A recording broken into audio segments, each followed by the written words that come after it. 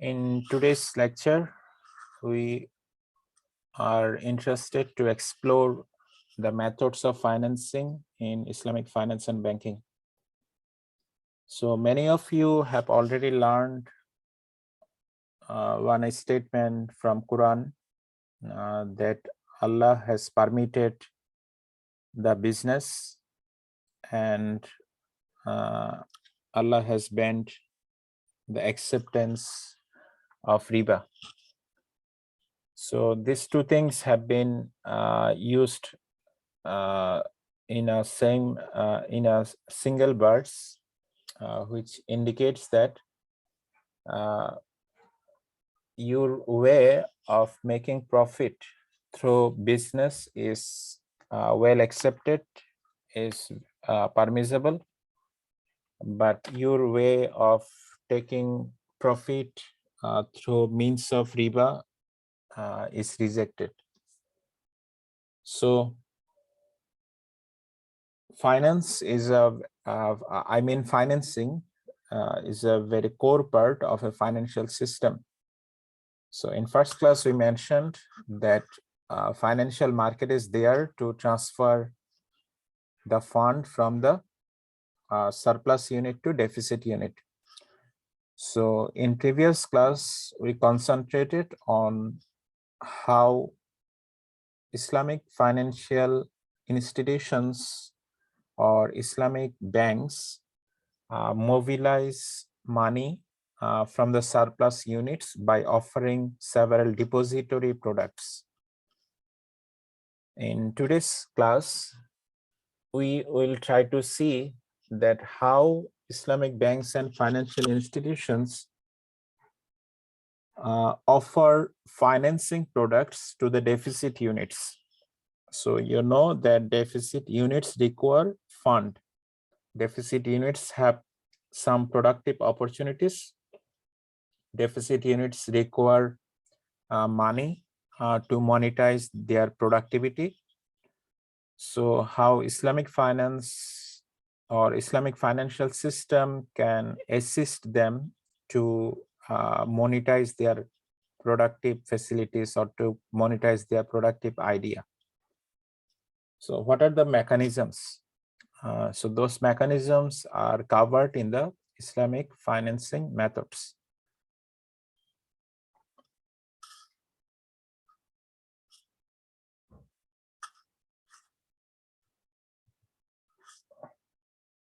So briefly, we will explore these contents in Islamic financing methods and how credit card is used to finance the consumer financing requirement. Then how murabahah trade financing is used. Then what is the nature of tawarruk, cash advances, and what is about Salam and parallel Salam, and what about ijara and ijara wa ittina, and how diminishing musharakah mortgages look like, and what is about istisna and parallel istisna's project finance. Some of these products are very conventional financing mechanism in Islamic financial market, and some financing products are much interesting, and recently people over the world are getting more interested to utilize these products to mobilize the financing and to take financing from Islamic finance and banking institutions. Remember the two misconceptions I warned in the first class, that Islamic finance is not only for the Muslims. Islamic finance is open for all. So many non-Muslim deficit units, including individuals, institutions, are also using these mechanisms to get the money through this kind of financing products. So let's explore these financing mechanisms one by one. First of all, the Islamic, before looking at the financing mechanisms, let's have a classification that which product or which financing product is used for which market. I mean, many of you are already aware of these two categories of market. So if your customer, or in service institutions, it is commonly said that they are my client, not the customer. In manufacturing, it is used as customer. Okay, whatever. So two types of clients can take financing from you. You are Islamic bank. So broadly speaking, these two categories are retail market and another category is wholesale market, and alternatively speaking, it is a business or business institutions or the corporate market. So which is the retail market? In retail market, if your client is an individual, if your client is a person, if your client is an individual, in that case you are offering retail products to him or her. But if your client is a kind of institution, say one business entity or another IT service offering company, in that case, your client is a corporate customer, your client is a corporate client, or you are offering a product in a wholesale category. So many of you who are already acquainted with financial market, you probably have learned these two terms most often, that retail banking, wholesale banking. So from that that category, we can see that which financing products is for which market. So Islamic credit cards can be offered to both market, retail and corporate market. And murabahah financing is also for both market. Tawarruk financing is exclusively for retail financing. Ijara is for both markets. And diminishing musharakah is for retail market, not for corporate market. And the Salam is exclusively for corporate market, corporate financial market, or wholesale banking, you may be more precise. Then istisna is specifically for corporate customers.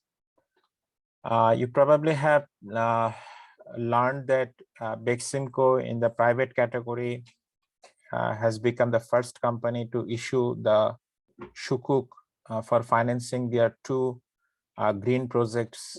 One is for textile, another one is probably for power plant. So their way of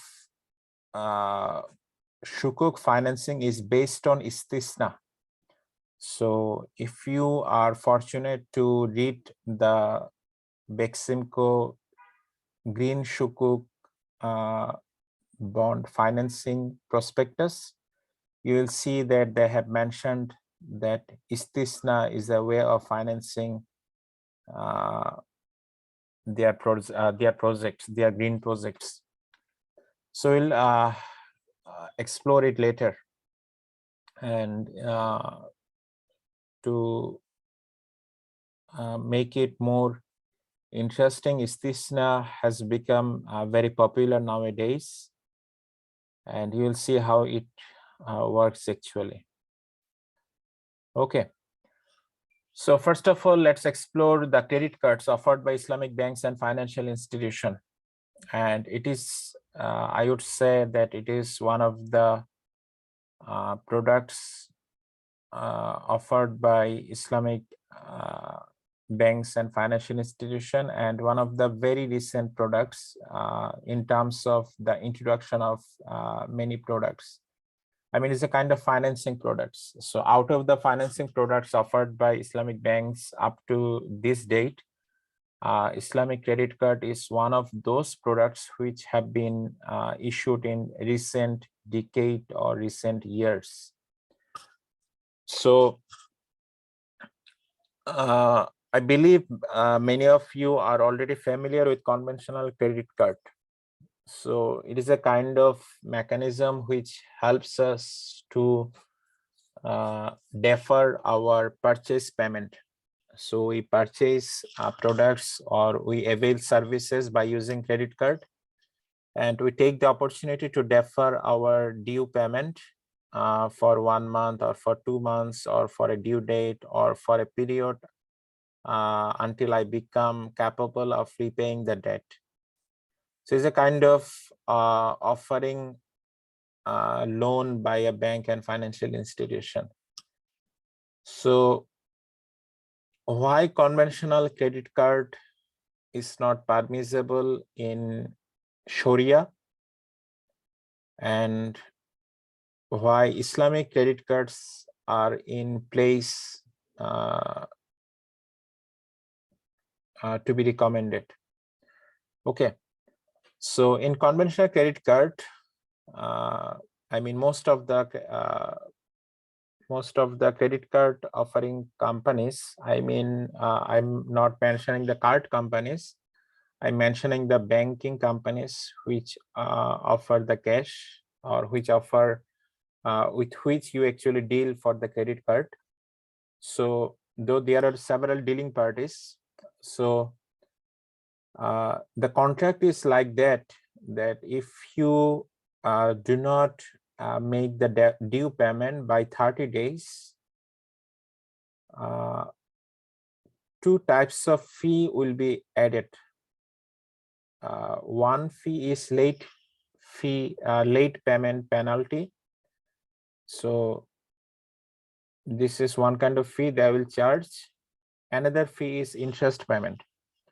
So if you do not make the payment by 30 days, say for example, 30 days is a kind of period, interest-free period. In that case, you are not liable to make any payment. I mean, the late payment penalty or the interest charge. But if you have an overdue, you are paying at a time after your due date of making payment, in that case you will be charged interest payment. So that interest payment is directly proportional to the due amount you have with the bank or financial institution. So see that it's good that if I have the opportunity or if I have the capability for making payment by due date, I mean interest-free period, 30 days or 40 days or 25 days, that's good. I'm not dealing with interest, but if for some reason I have overdue payment and I fail to make payment by the interest-free period, in that case I will be charged interest. So look why the Islamic or why Sharia is saying that it is not a Sharia compliant. The answer is that you are in a contract in which there is a interest element. It's good that you are not making interest payment, as you are making payment in an interest-free period, but you are in a contract in which you have been agreed with the bank that if for some reason I cannot make payment by this time, I will be paying interest amount which will be charged on me. Have you got it? That I have been agreed with this term before taking the credit card in conventional system? Yes, sir. For that reason, that I am in a contract in which interest element is there, that's why it is not a Sharia compliant. Okay. So now the question is how Islamic credit card is different. In Islamic credit card, or how Islamic credit card is different from the conventional credit card.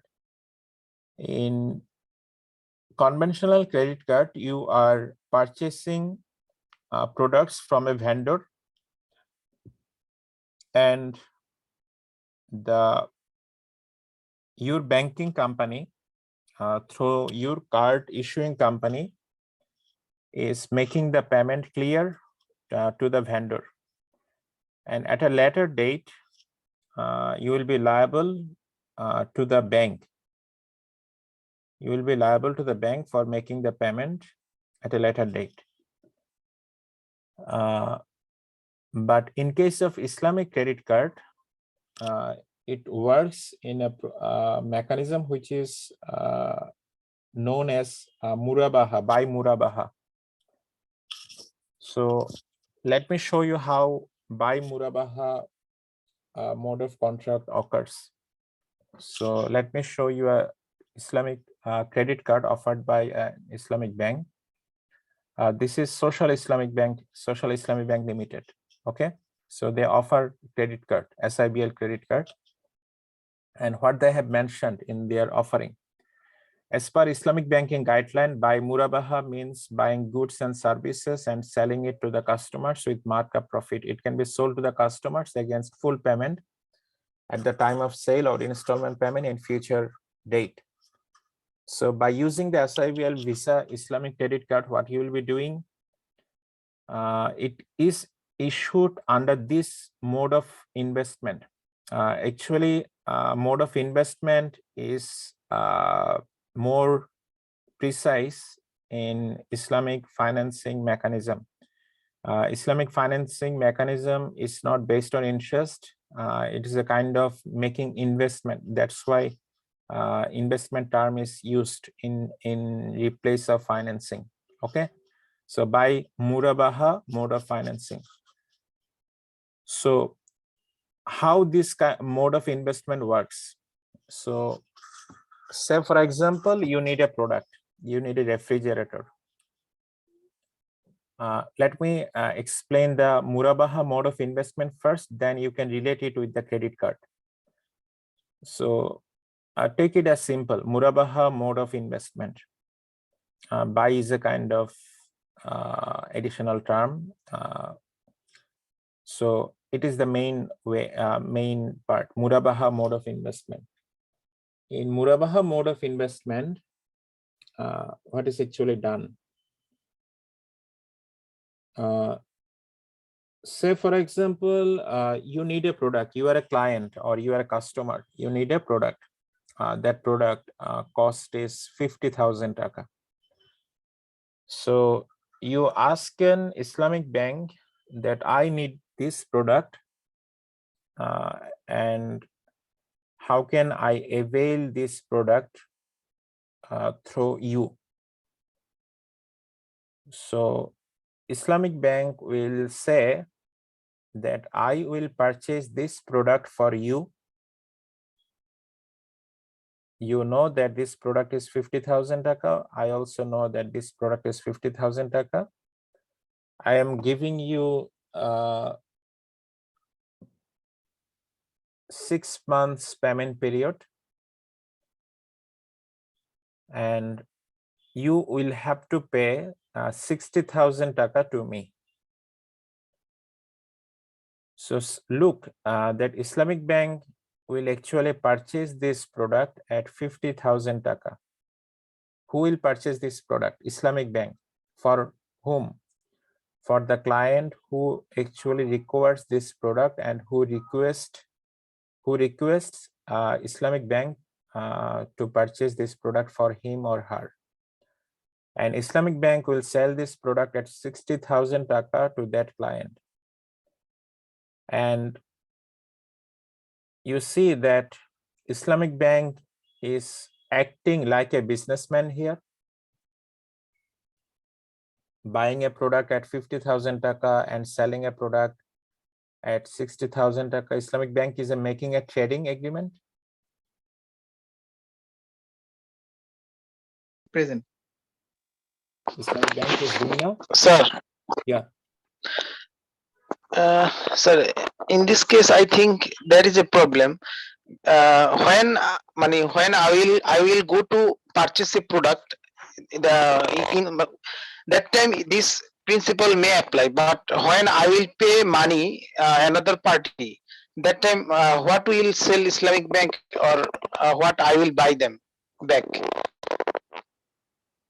In case of any payment, for example, sir, sending tuition fee or anything through credit card, that time what will sell Islamic bank? Okay. In that case, what happens that Islamic bank, in case of service, say for example, say hospital, is a hospital, hospital charge or tuition fee payment. In that case, Islamic bank will pay on behalf of you. Islamic bank will pay on behalf of you, say 50,000 taka.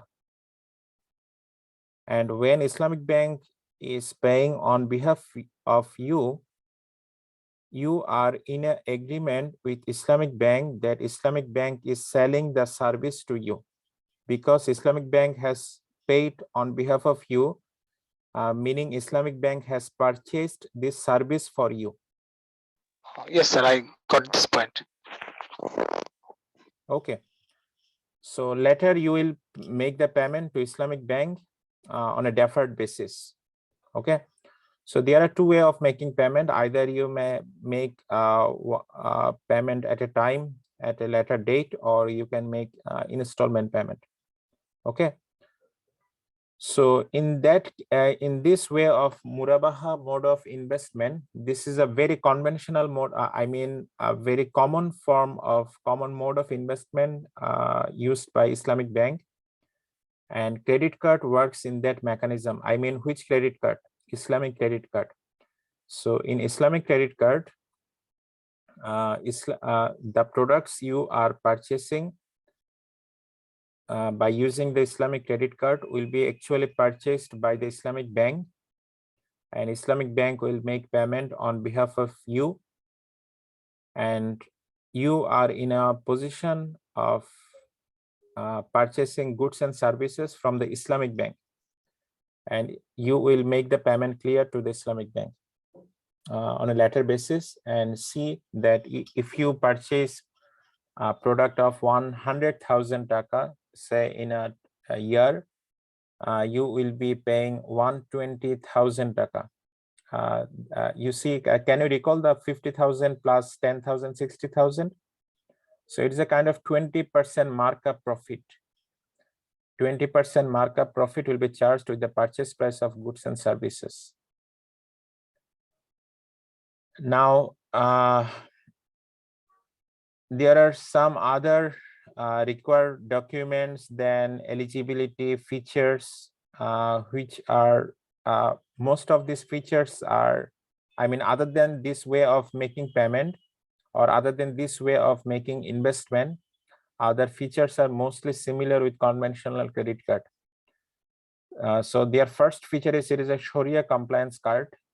Then there is a free supplementary card, then cash withdrawal facility from ATM. And another way that how it is Sharia compliant and why conventional credit card is not Sharia compliant. Okay.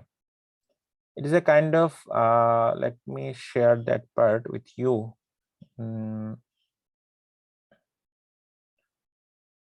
Okay. If there is a, they charge fees but their fees are not proportional to the due amount. They charge fees, but their fees are not proportional to the due amount. Let me show you from the Khidma credit card offered by Islamic Bank Bangladesh Limited. Khidma credit card, IBBL.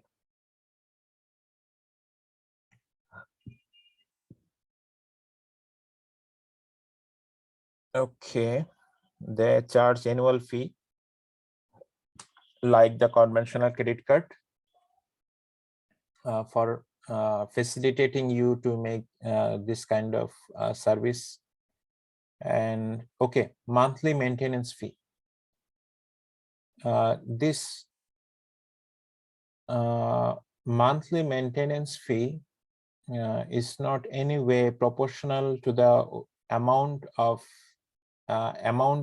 credit you are using. So it is a kind of fixed fee. Even if you do not use any single taka from your allotted amount of 80,000 or 100,000 taka, say, in that case, you will be liable to pay 500 taka. But in conventional credit card, you will see that their fee is somehow proportional to the due amount. And late payment charge, this is interesting. Late payment charge is constant. I mean, it is a kind of different types of credit cards, silver, gold, platinum. But what I am saying here, that late payment charge is not proportional to the amount of due. Okay, so it is not proportional. If you have 1 taka due, or you are making 1 taka payment in a later time, or now overdue date, in that case, still you are liable to pay 500 taka. So it will be better if we directly compare with a conventional credit card, say for example, gold credit card offered by Break Bank.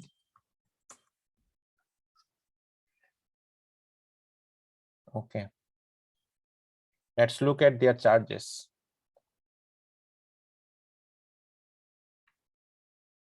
Okay,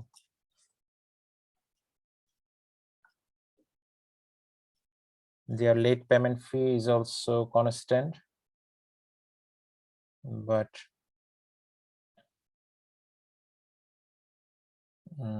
regardless of the payment,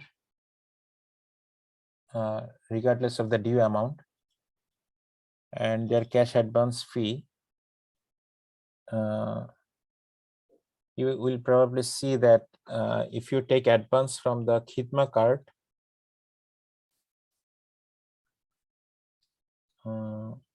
okay, if you withdraw cash, you see that if you withdraw cash using the credit card of Islamic Bank, whatever the amount it is, they will charge 150 taka from you. But in Break Bank, they will charge 3% or taka 200, whichever is higher.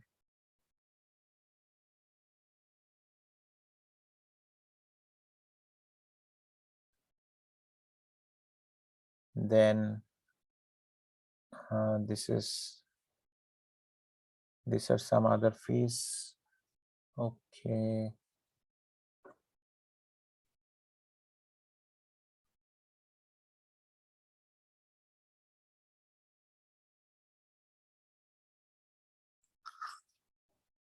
Okay, there is an annual interest rate. And what is the mechanism of paying this interest payment in conventional credit card? What I said earlier, that if you pay an amount less than the current balance of a specific month's bill statement by the payment due date. So this payment due date, you have a minimum due, and you have to make that amount obviously clear. interest will be accrued on the balance remaining after the payment due date and will be posted in the next statement. But you see any kind of interest charges here for late payment fee?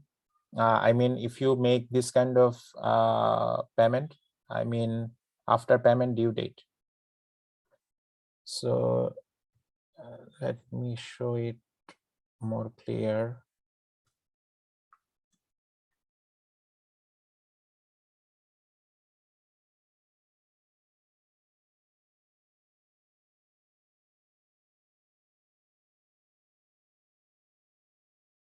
Okay, what they are saying.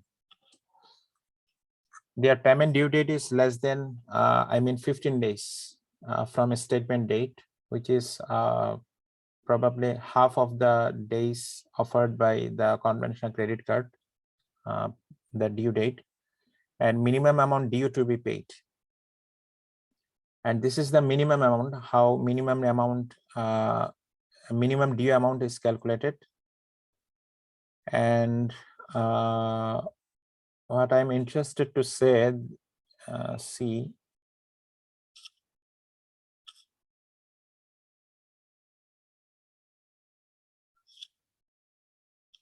it gives the option to the customers of either paying the entire outstanding amount or paying only minimum amount of the outstanding balance in due date.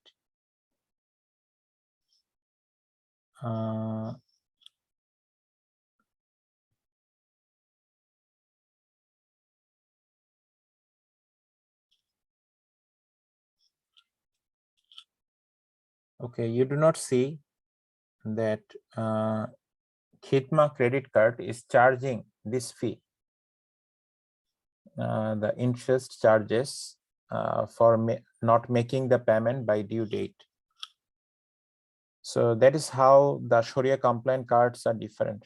And if we see, you can also look for that how SIBL Visa Islamic card is making their card Sharia compliant. Okay.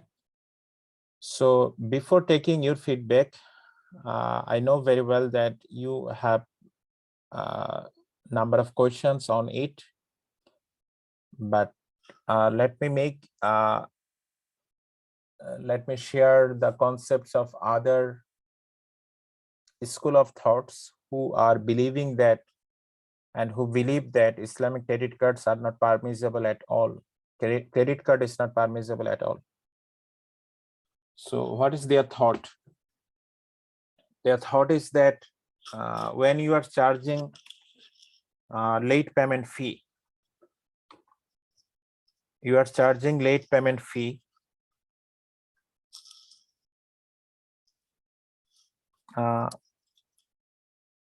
when you are charging late payment fee, that also looks like interest payment. Okay. So you are not making it fully Sharia compliant, at least in this aspect. Okay. So the things what are here are the things what we already have covered by looking at the features of Islamic credit card from two Islamic banks. Okay. So any question so far? Any question, please? Sir, using the Islamic credit card, do I always need to pay higher than the actual market rate, actual market price? As mentioned, for 50,000 taka refrigerator, I need to pay 60,000, even if I pay within the due date. Is it the correct understanding? Okay. Now, if the mode of financing credit card or the mode of offering credit card is kind of by murabahah, in that case, you are always liable to pay a markup profit on the amount of purchase you made during the period. Remember, I showed the 20% in case of SIBL Islamic credit card, which is offered in the mode of buy murabahah. Can you recall? Yes, sir. But I didn't show you that IBBL, Islamic Bank Bangladesh Limited, also offers their credit card in that mechanism. Okay, so let me help you to make. Okay, you see that Islamic Bank Bangladesh Limited has introduced the IT-based Sharia compliant product under the name Islamic Bank Khidma Card. It has been carefully developed by Islamic finance experts who ensure that our products are within the guidelines of Islamic Sharia. It operates on the ijara concept, which is based on a fixed fee structure.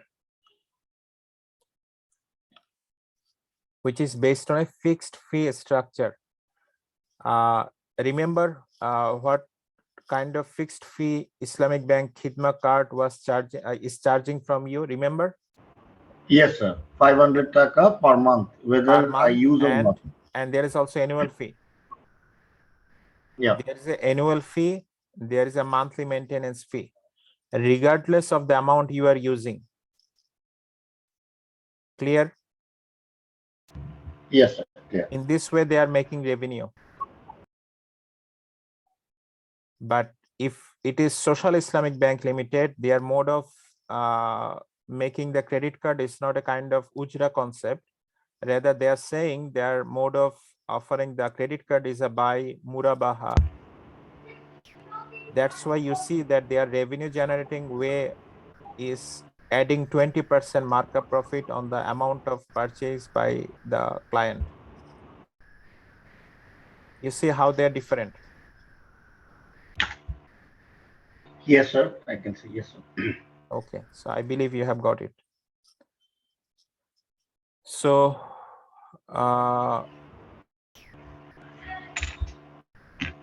any more question, please?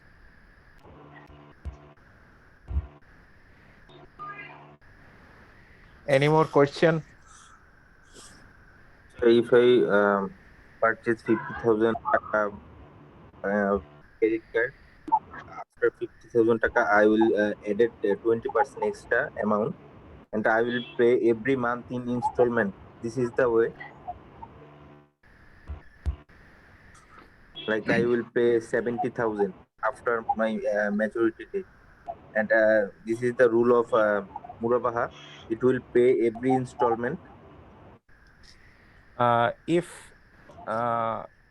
your bank, I mean your Islamic bank, tells you that you can make the due payment through installment, in that case you can make it through installment. Otherwise you have to make it in a single payment.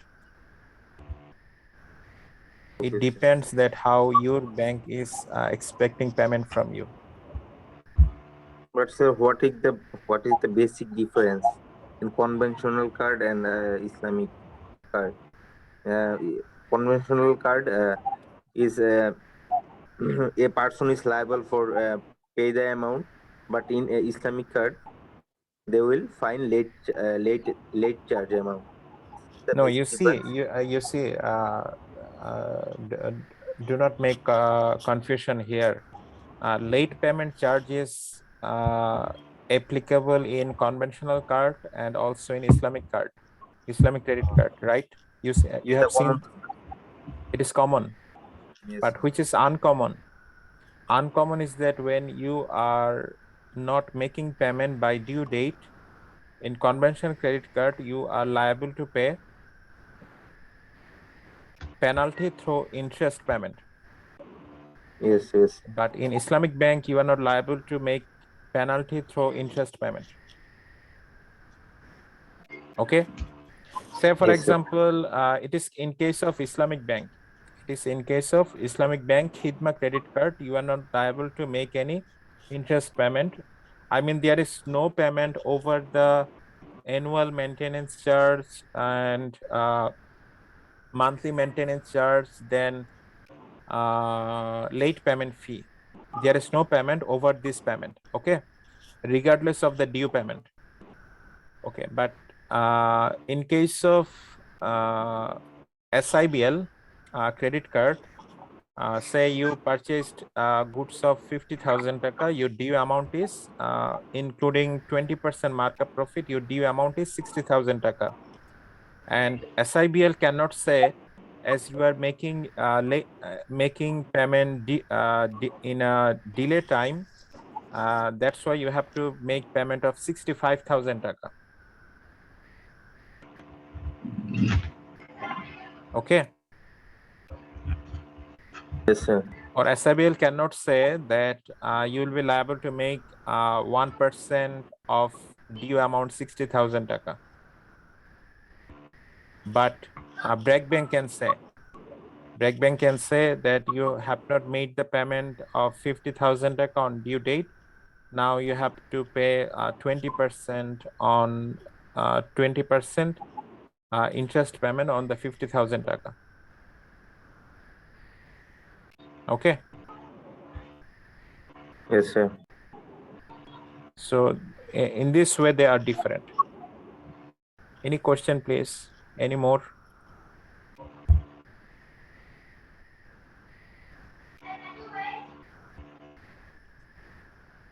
Any more question? Okay, let's proceed.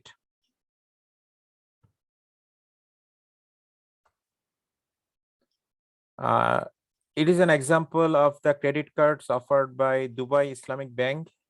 I'm not interested to explore it because you already have seen the two credit cards offered by SIBL and IBBL in our country. Now, Murabahah Financing, I already have given you the concept of Murabahah Financing. So some things need to be clear. Some points need to be clear. Remember, this is one of the most common Islamic contract used for financing, and one cannot deny the importance of financing. In individual life, one can avoid the financing by any mechanism, by reducing the consumption or by increasing the income. But when this is an issue of business, it is inevitable that you need financing. So we see that conventional financing requires the businessman to make interest payment, but it is not Sharia compliant. That's why financing is required. And what kind of financing is mostly common in Islamic financial mechanism? The answer is murabahah mode of investment. Murabahah mode of investment. So murabahah mode of investment, when I'm saying murabahah mode of investment, note that it is murabahah financing, but investment is more appropriate in Islamic contract because of the involvement of Islamic bank in the financing mechanism. In case of conventional financing mechanism, banks are not engaged so much in the projects financed by them. But in case of financing through Islamic banks are so engaged with the projects financed by them. That's why their mode of making financing is a kind of investment, where in addition to their engagement, they also share the profit from the project. That they are unlike a conventional bank who, regardless of the profit and loss of the project, you have to make the due interest amount clear to them. So that's why investment is more appropriate. In case of statement of financial position, which is commonly known as balance sheet of Islamic banks, in asset side or asset section, you will never see that they are mentioning that the financing. or the loans and advances. Rather, you will see the investment heading. That is the reason. So how murabahah financing works, I already have mentioned. And now there are some questions on the way of operating murabahah financing. One big question is how 20% markup has come. Why SIBL is charging 20% markup, for example, in credit card. So can you recall that Break Bank is charging 20% interest payment on their credit card? Can you recall the 20% there?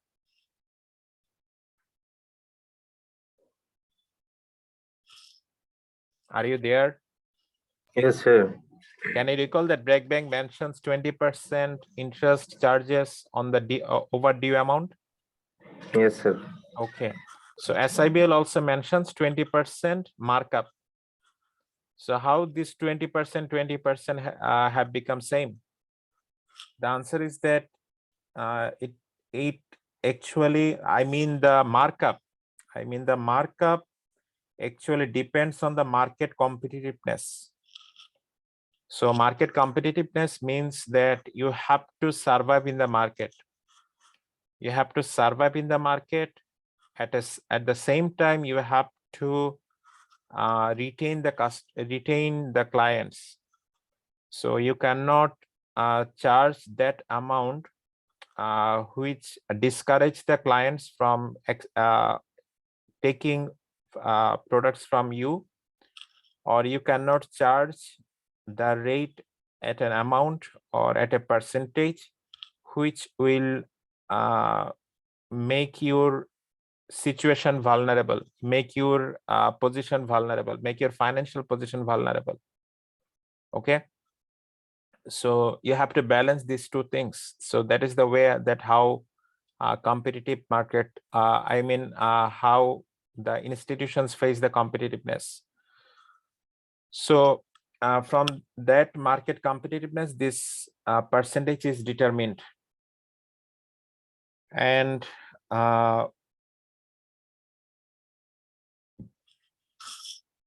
another thing we like to highlight, that in case of trade finance, Sir, I have a question. Conventional bank and Islamic bank both have charges same percentage, like 20%. If their Islamic bank charges less than 20%, is there any difficulties?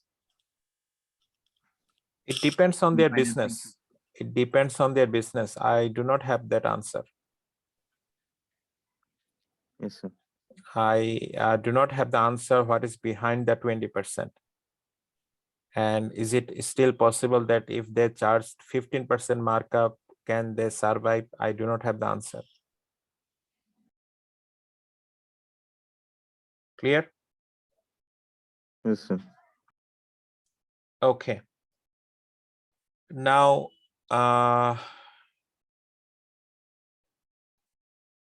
this kind of financing, murabahah financing, is also used in case of,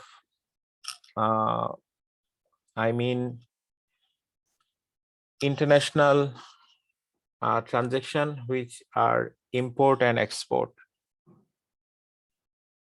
So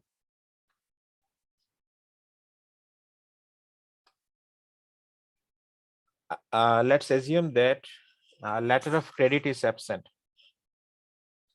Letter of credit cannot be assumed as absent, but for simplicity, I am assuming letter of credit is not required. Okay.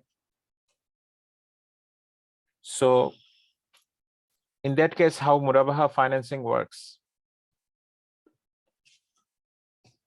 Say, for example,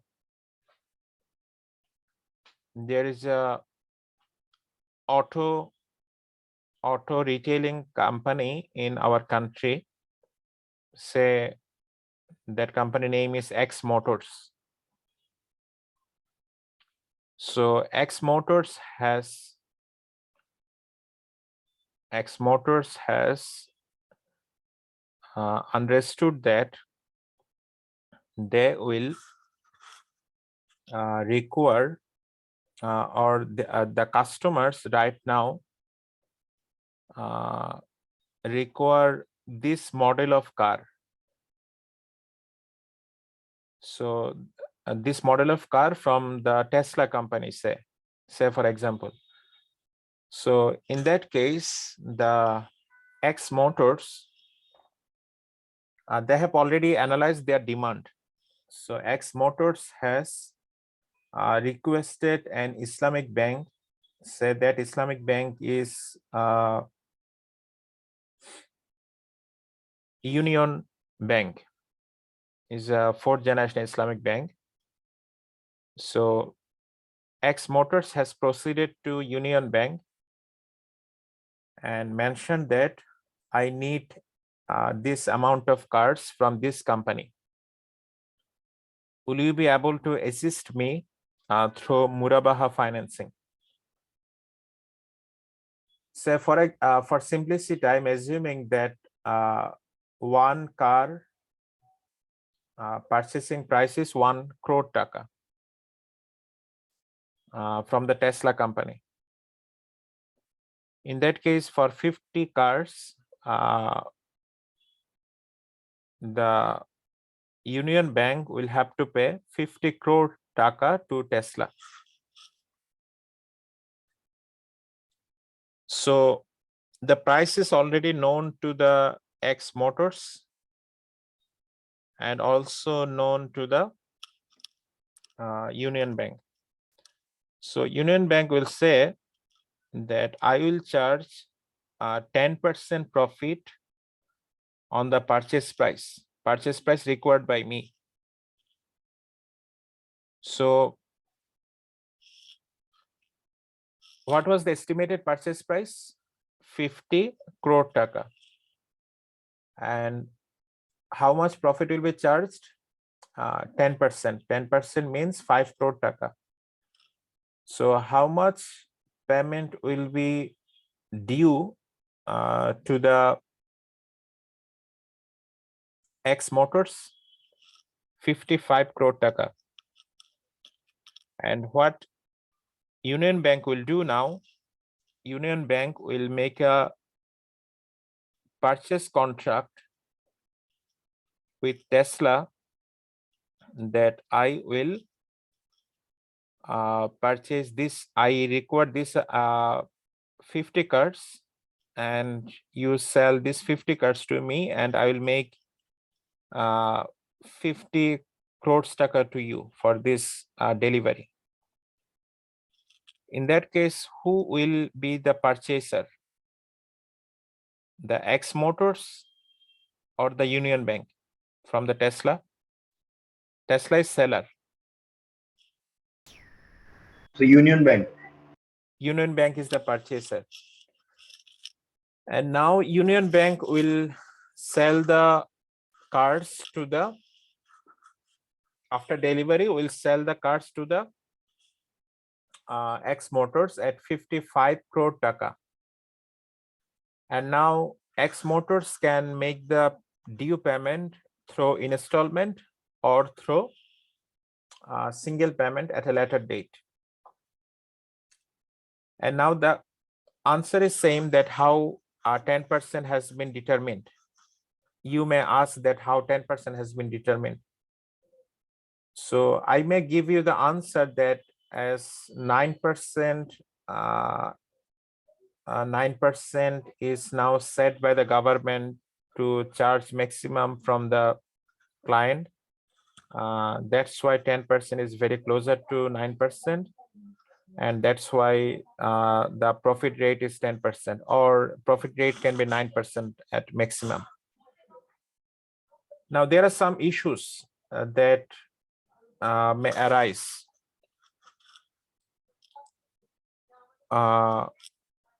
Who will bear the ownership responsibilities before making the due payment clear by the X Motors? Who will bear the ownership responsibilities?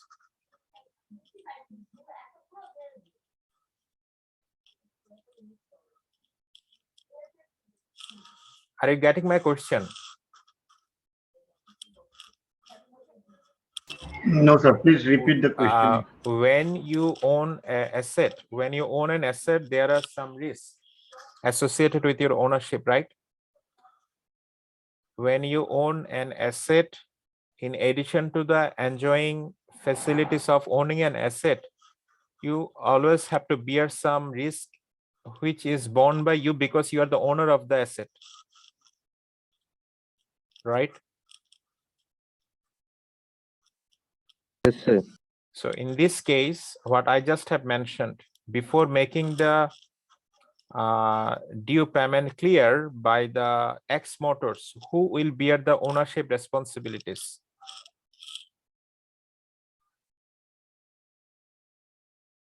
The Union Bank? Yes, sir. The bank. Okay. So until which date the responsibilities will be borne by the Union Bank? Until the products are resold to the X Motors. Okay. But you see that who purchased the goods first? The Union Bank or the X Motors? Union Bank has purchased the goods first. But after taking the delivery, after reselling by the products from the Union Bank to the X Motors, if X Motors subsequently finds that there are some defects, who will take the responsibility first? The Tesla or the Union Bank? So Union Bank. Union Bank will have to take the responsibility first. Okay. So these are some issues. Now, there are some other issues which are kind of, can you recall the purchase price of each car?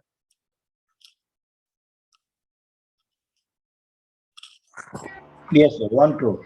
1 crore. Say the contract between Union Bank and X Motors has been made 1 month ago. And now the contract between Tesla and what should I say, that between Tesla and Union Bank has been made today. Do you think the price can vary from 1 month to today's date? The price Yes, can sir. It vary? can be. Yes, The sir. It price can can vary. vary. Say the price of the Tesla car has increased from 1 crore to 1.05 crore. In that case, can Union Bank charge more price from the X Motors?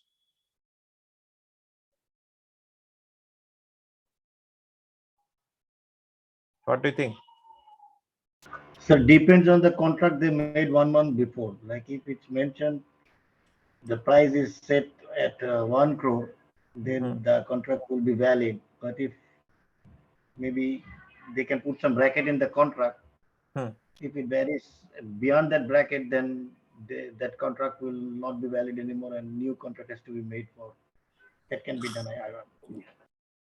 Okay, that is the appropriate answer. And what happens if the price goes down?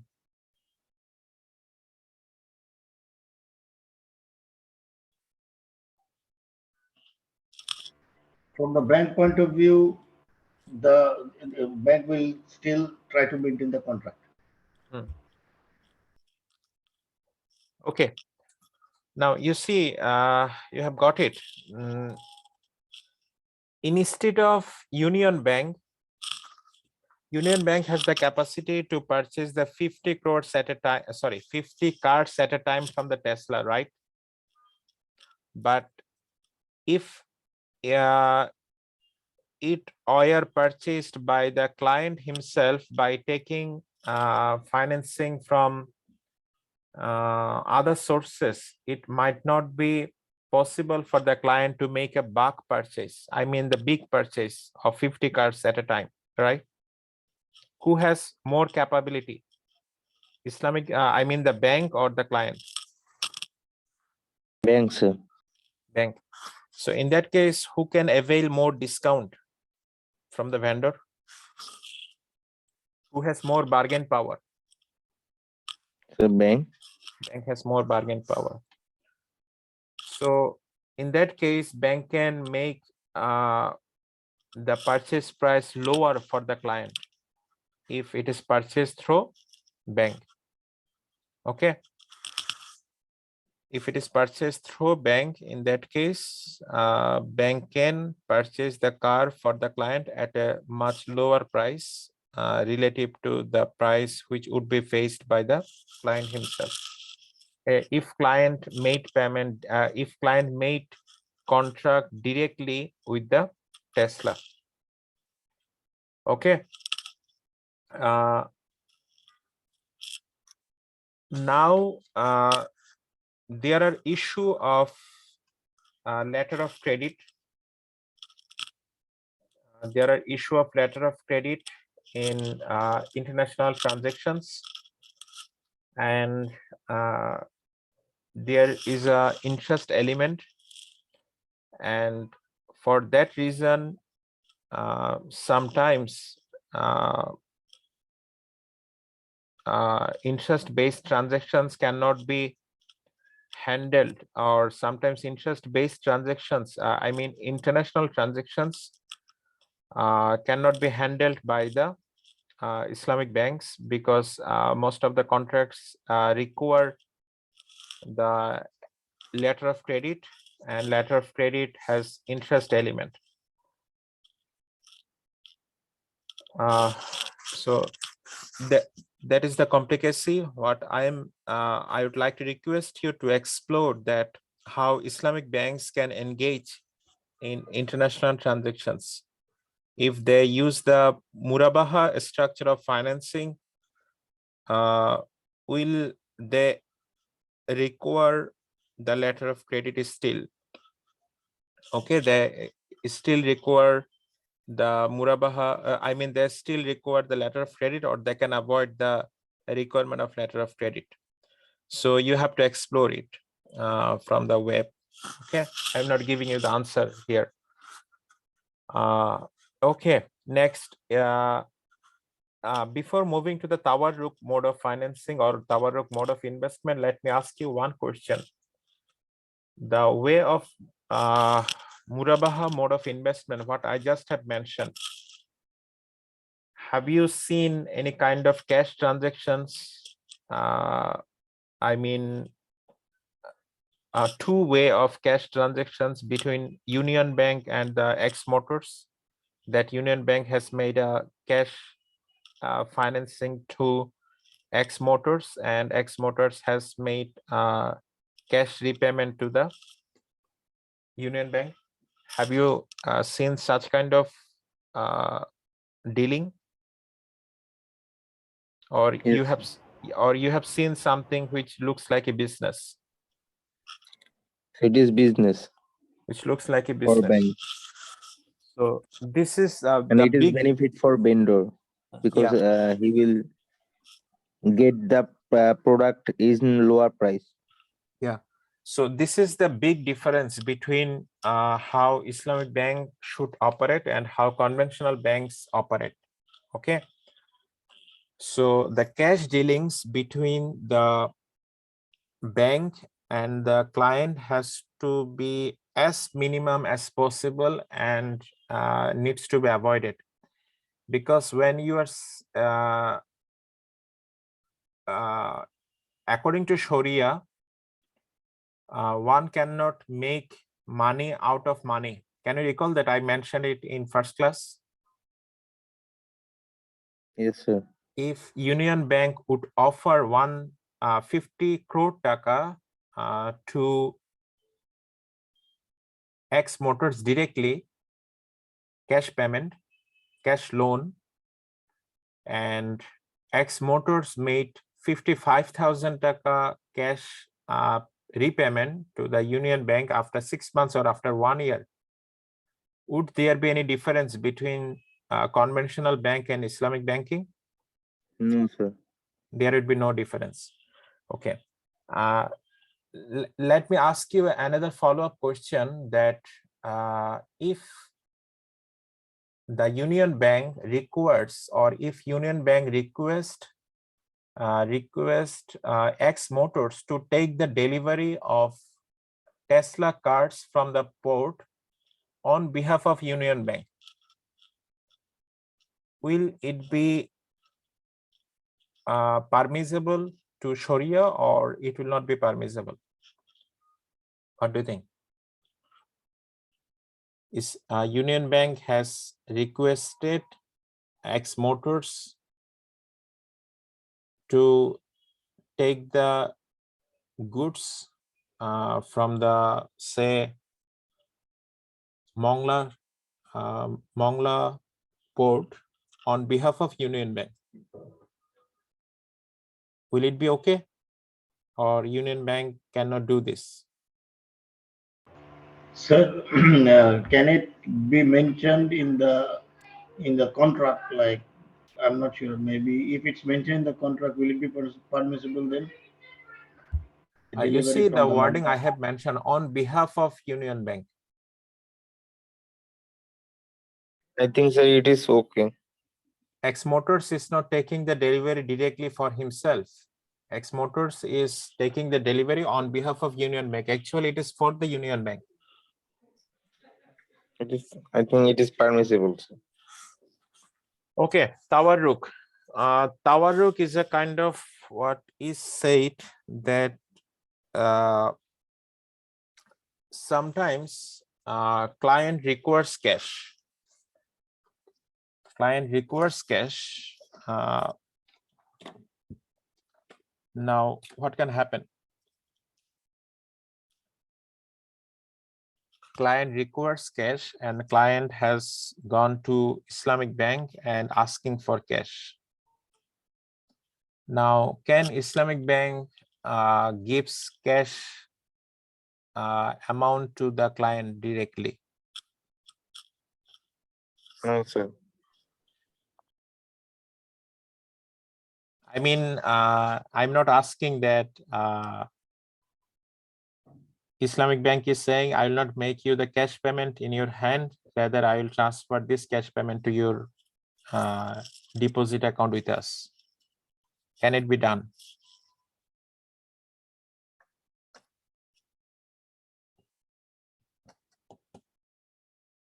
Are you getting what I'm saying?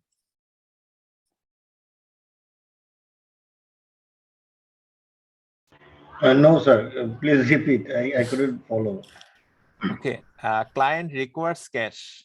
Okay, then client visits to an Islamic bank, and Islamic bank is saying, okay, I'm not giving you the cash payment in your hand, rather I am transferring the cash from my account to your deposit account.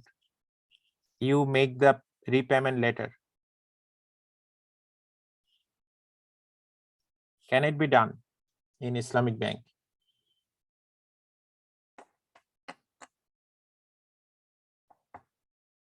No, sir. I think Islamic Bank doesn't give the money directly. They will give it through business. Okay, so they need to devise some mechanism which looks like business, which actually is business, right? Yes, sir. Okay. Now, in case of Tawarruk, what happens actually?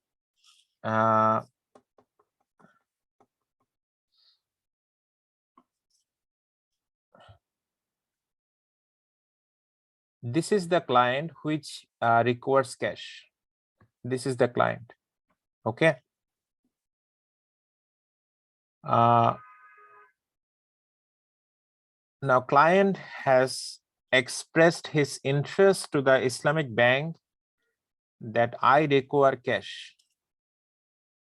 I require cash amount. So Islamic Bank cannot make any cash payment to the client. Okay, there cannot be any cash, and then cannot be any cash repayment here. Okay, it is this way of making transaction is restricted. Okay, this is the first thing what I just have mentioned, that client has requested Islamic Bank, or client has expressed his interest that I require cash. So what Islamic Bank will do, or what Islamic Bank will tell the client? Islamic Bank will tell,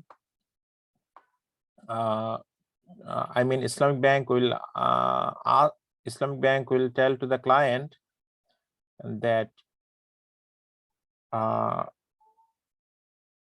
look for a party or look for a person who requires a certain product,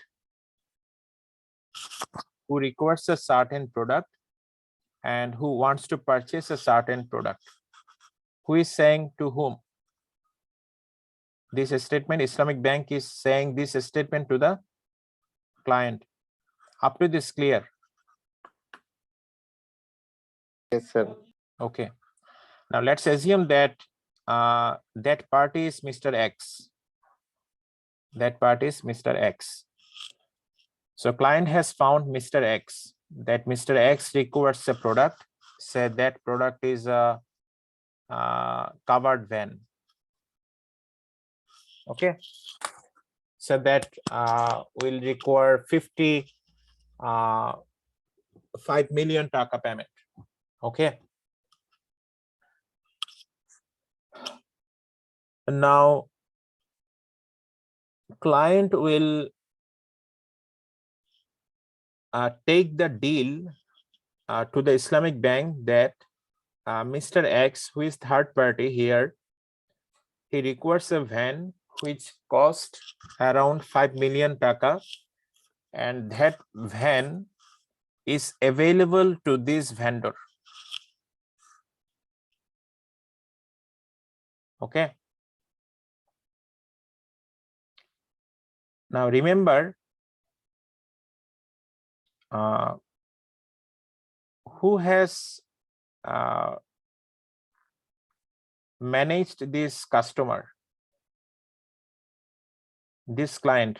This client has managed this purchaser of van, and who requires this van, and the vendor is the seller of the van. And what Islamic Bank will do now,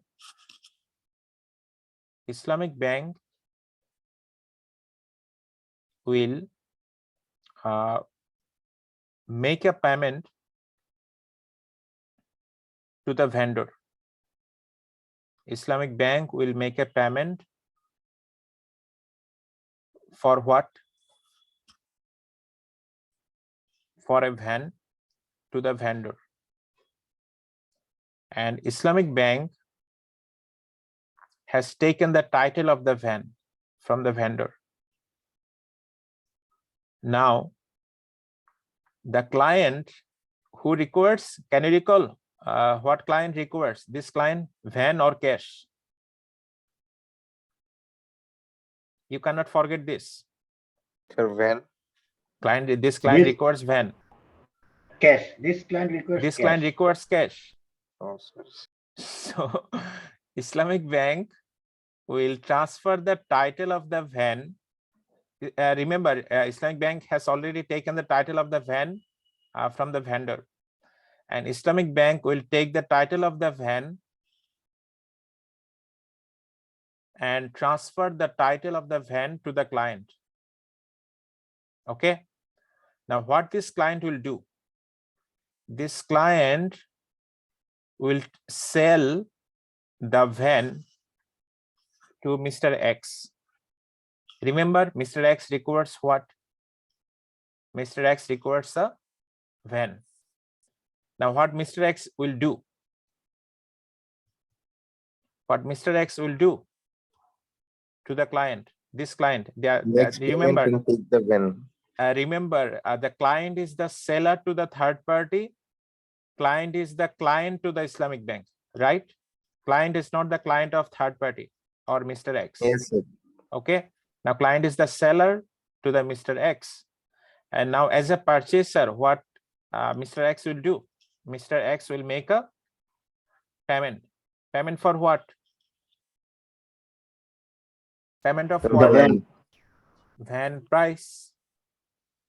It can be the a client has taken the price, say client has sold the van to the third party and has taken the payment of how much? Can you recall the price? 5 million. Can you recall? Yes, 5 sir, million. 5 million. And now how much cash is now available with the client? 5 million. 5 million. Now, can you recall that how much Islamic bank made payment to the vendor? Let's assume for simplicity, it was also 5 million. Let's assume. Okay, it was also 5 million and Islamic bank has not made any profit. I mean, there is no difference between the price paid by the Islamic bank to the vendor and paid by the, paid by the third party to the client. There is no difference. Okay, I'm assuming that these two things are same. Okay. Now, what client will ask? Okay. Later, after 6 months or after 1 year, what client will do? Client will make 5 million payment to whom? Vendor, Islamic bank, or third party? So to the bank. To the Islamic bank. Okay, say $5 million plus markup. Now the question is, why markup? Does it look like interest? No, sir, it's the profit for the bank. Like Islamic bank has sold a van to the client, right? Or Islamic bank has purchased a van from the vendor on behalf of third party through the client. I mean, this third party is here, obviously, but Islamic bank has purchased this van for client actually, but it will be later sold to the third party by the client, not by the Islamic bank, right? Okay, Islamic bank has facilitated the transactions between client and third party. So say that there is a 0.5 million markup. This is a profit charged by Islamic bank from the client. Okay, now how much payment will be due to the Islamic bank by the client? 5.5 million. Is it a business or making loan?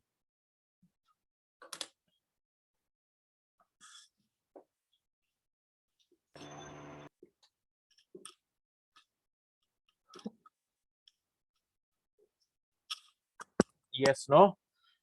Business loan, two options.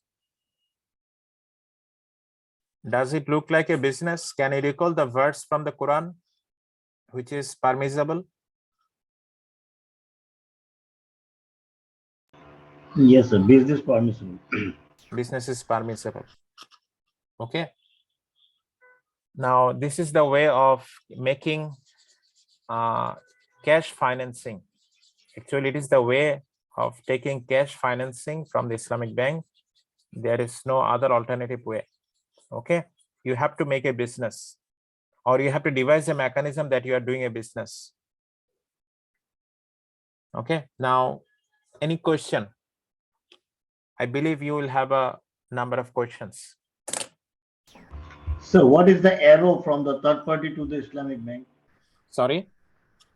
So the arrow, the dotted arrow from the third party to the Islamic bank. Okay.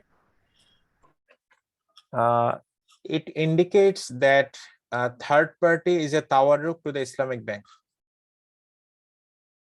Okay.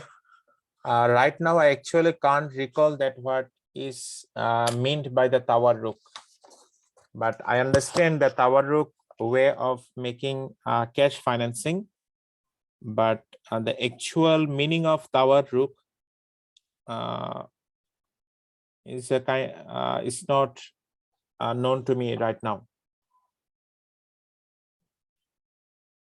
Okay, but it might indicate that third party is a tawarruk to the Islamic bank. You have already understood that the relation between the third party and Islamic bank. There is a relation. You see that if client actually does not, can you recall that client already expressed interest for what?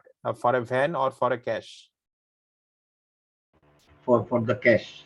For the cash. Now, if Islamic bank finds out that client requires cash, so why should I make payment for van? That is not a question. So, Yes.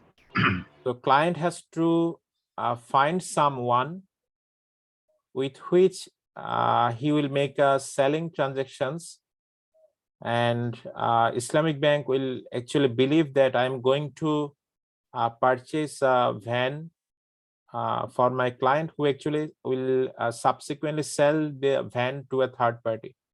Okay, so remember, third party is not unknown to the Islamic bank. Okay, one caveat here.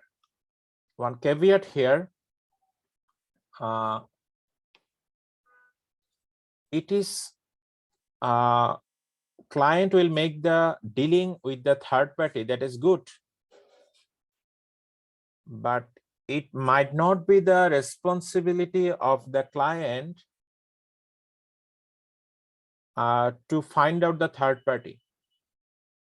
Islamic bank itself will find out the third party and share about the information of third party to the client. Then client will make the transaction. Client will make a transaction relationship between with the third party. Okay, client can engage the Islamic bank to look for the third party, to explore a third party who actually requires such product. Okay, remember, client is an individual person. Client does not have the capability to find out a person who requires van, but Islamic bank has the database that who actually requires van. Am I clear to you? Yes, sir. That was a question from me anyway, because who will going to find the third party? As you mentioned, it would be the Islamic bank. Yeah, Islamic bank is client will appoint the Islamic bank to look for a third party. Okay, a client can assist Islamic bank, but it is the responsibility of the Islamic bank actually bestowed by the client to the Islamic bank.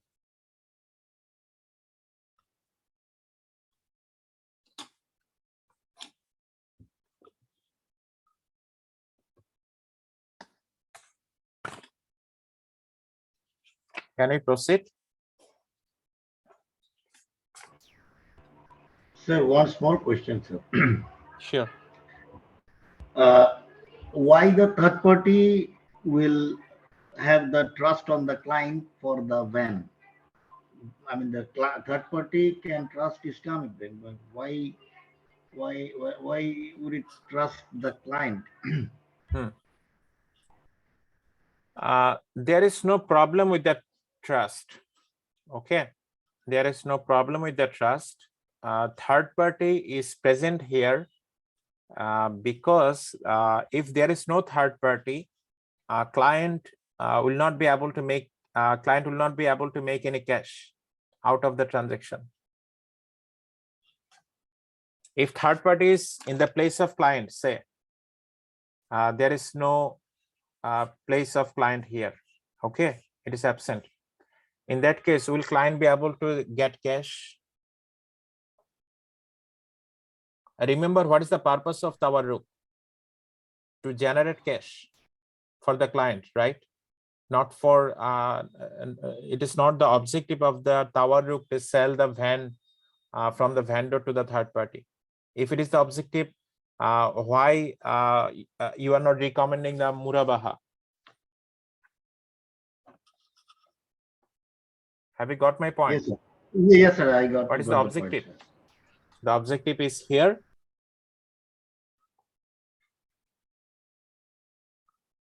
To facilitate the cash to the client. Yeah. Right. To meet up the cash requirement of client. Okay. Now, next, I'd like to see that is the Salam. Okay. Salam has been made popular. Okay. Before going to discussing Salam, before going to discuss the Salam, let me give you some problems with the Tawarruk. That's why it has been banned by many Islamic countries where Islamic Bank is operating. Okay.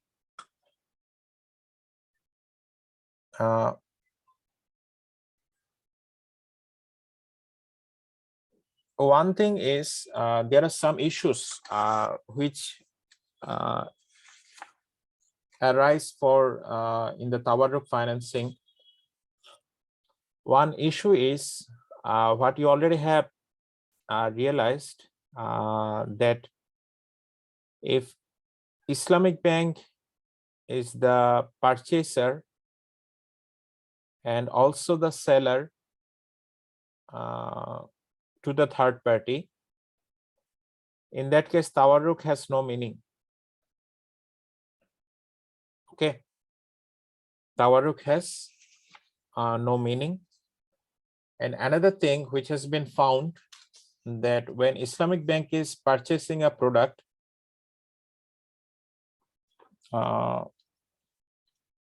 remember in case of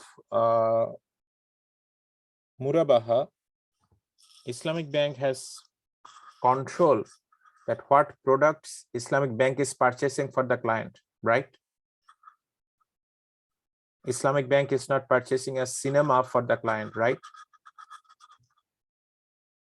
If it is, it will become Sharia incompliant, right? The structure is fully okay. But if Islamic Bank purchases some Sharia incompliant products for the client, in that case, what will happen? The transactions will be continued as a Sharia compliant, or it will become Sharia incompliant. What do you Yes, think? sir. Product has to be Sharia product has to be Sharia compliant. Okay, okay. Now you see that Islamic Bank has facilitated client with the how much taka? 5 million taka, right? And now if here Islamic Bank has no control, Islamic Bank has no control what client will go for purchasing with this 5 million taka. Okay, so client can end up purchasing something, say a pub, a share of pub. Okay,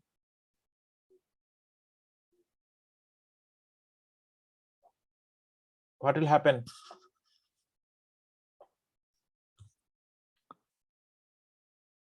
Or client goes for a casino.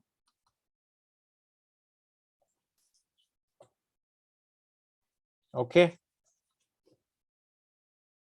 and in these transactions, Islamic Bank has facilitated the client for doing this. Now what will happen?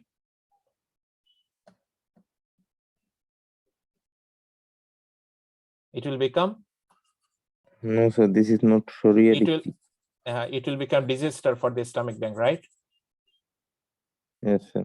But is it likely to happen in case of murabahah? Client requires purchasing of casino by Islamic sir. Bank. Will it be possible? No, sir. But here it is likely. I'm not saying that it is possible, but it is likely, right? Okay, so for this reason, a number of scholars have raised questions with the validity of the tawarruk, and some Islamic countries have already banned the use of tawarruk. There are some other issues. I am earnestly requesting you to explore the reasons for which tawarruk has been misused by the clients in the Islamic financial environment.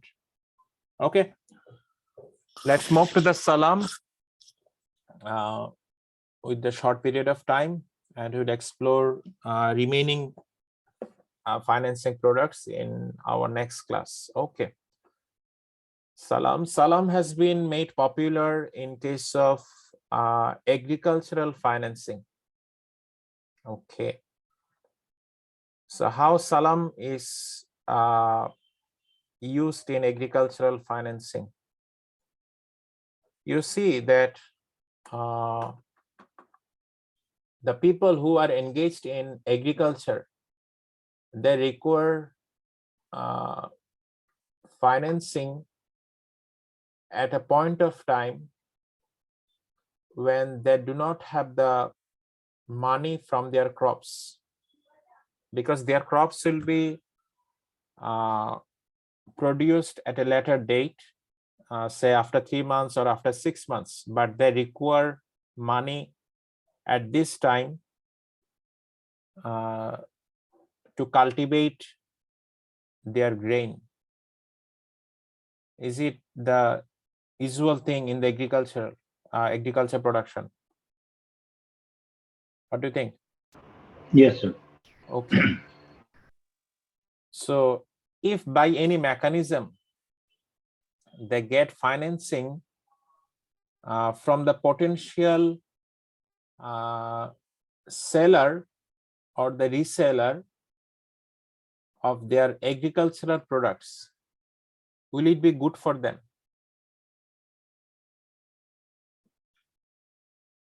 If they generate financing, they are who? They are the agriculture producer. If agriculture producer gets some financing in advance from those people who will sell or resell the products which will be produced by the agricultural producer or farmers, will it be good for the farmers? Yes, sir. It will be good. It will be good. So they are getting cash. They are getting cash before making the delivery of the product, right? Yes, sir. Yes. Okay. So in that way, Salam works. In that way, Salam works. So let's think of In that yeah, case, the farmer did not get to the bank loan, or they don't need any bank loan to exactly. produce the product.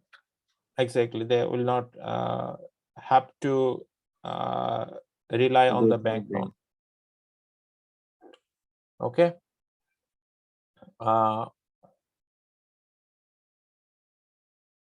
Okay.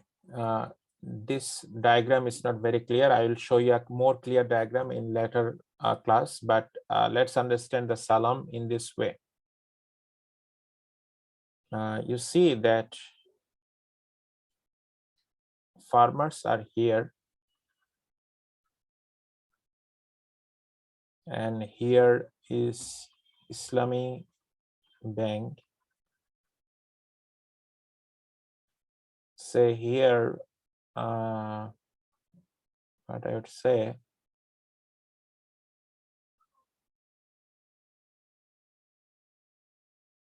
that there are some companies who further process the agricultural products to make it sellable. Okay, they require the raw materials from the produced by the farmers.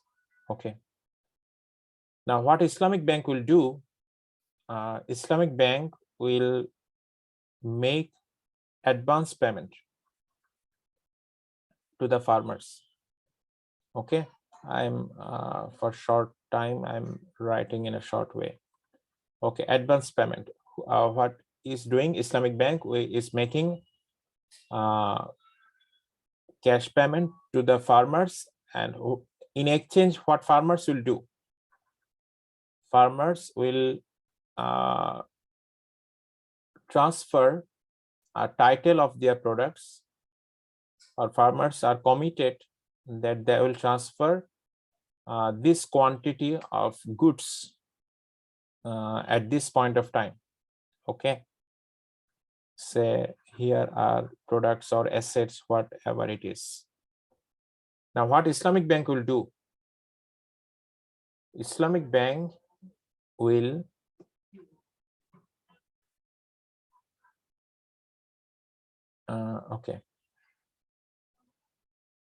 Islamic Bank will sell the products to the companies which further process the agricultural products for reselling it to the retailer or the customer, and companies will make the payment of purchase price to whom? To the Islamic Bank. And now you see the price at which Islamic Bank is selling the products, I mean agriculture products to the companies, will it be higher or lower to the price Islamic Bank has paid to the farmers?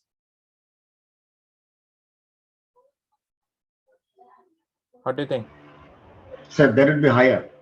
It would be higher. So for what reason it will be higher?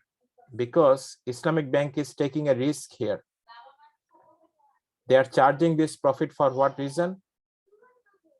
Because there is a risk. What kind of risk? There is a risk that farmers cannot make the delivery on time, or Islamic Bank is not getting the companies who are who have made the commitment that I will purchase say 100 metric ton of all 100 metric ton of these products. Islamic Bank has suppose found a company or 5 companies who submitted their demand for 95 metric ton, but Islamic Bank has made contract for 100 metric ton. So there is a risk involved here. So this profit is a compensation for this kind of risk. Okay, so this price differential represents what? The financier's profit. Who is the financier? Islamic Bank. Now you see that this is a Salam contract between farmers and the Islamic Bank. This is the pure Salam or first Salam contract. But at the same time, you see that companies can also, you see that when companies are making advance payment to the Islamic Bank, some advance payment to the Islamic Bank, that Islamic Bank, as it is involved with the farmers, Islamic Bank will make some will make the delivery of these products to these companies. In that case, it is also safer for the Islamic Bank to make this kind of advance transactions with the companies. So this is for what? This is for reducing the risk of Islamic Bank, and also reducing the risk of companies that at later point of time, when companies will face the price at a market, it will be a higher price. So that's why this kind of contract between Islamic Bank or the companies is a kind of parallel Salam. So this is another Salam. So why this another Salam is made? Because of for reducing the risk of transactions arises from the first transaction or first Salam. Okay, so you see the financier may enter parallel Salam to sell the commodity at a slightly higher price if the period shorter to delivery. But you see, it might not be possible for the financier to make the parallel Salam if the time is longer, say 6 months or 1 year. There are some agriculture products which yields after 6 months or after 9 months, it might happen. But actually Salam is for 3 months or 6 months, this kind of shorter time period. Okay, so the quantity and the delivery date and place all are specified. And you might recall some similarities of financial derivatives with the Salam. Is a kind of future contract. Okay, so Yes, sir. you have to relate what we have understood from our discussion with this diagram. At the same time, you are requested to visit the text I have recommended to you as a textbook, Fundamentals of Islamic Finance, and you will get a more clear picture. So that's all about in today's class. So ijara leasing is another component of Islamic financing mechanisms. So many of you have probably learned about the leasing way of using asset or leasing way of financing in your basic finance courses or financial management courses, whatever. So how Islamic ijara leasing works in Islamic financing mechanism, it actually works in the similar way, but there are some issues for which it is Islamic and the conventional ijara leasing is not Islamic. So let me briefly tell you what is the way how ijara agreement works. So let me assume two parties.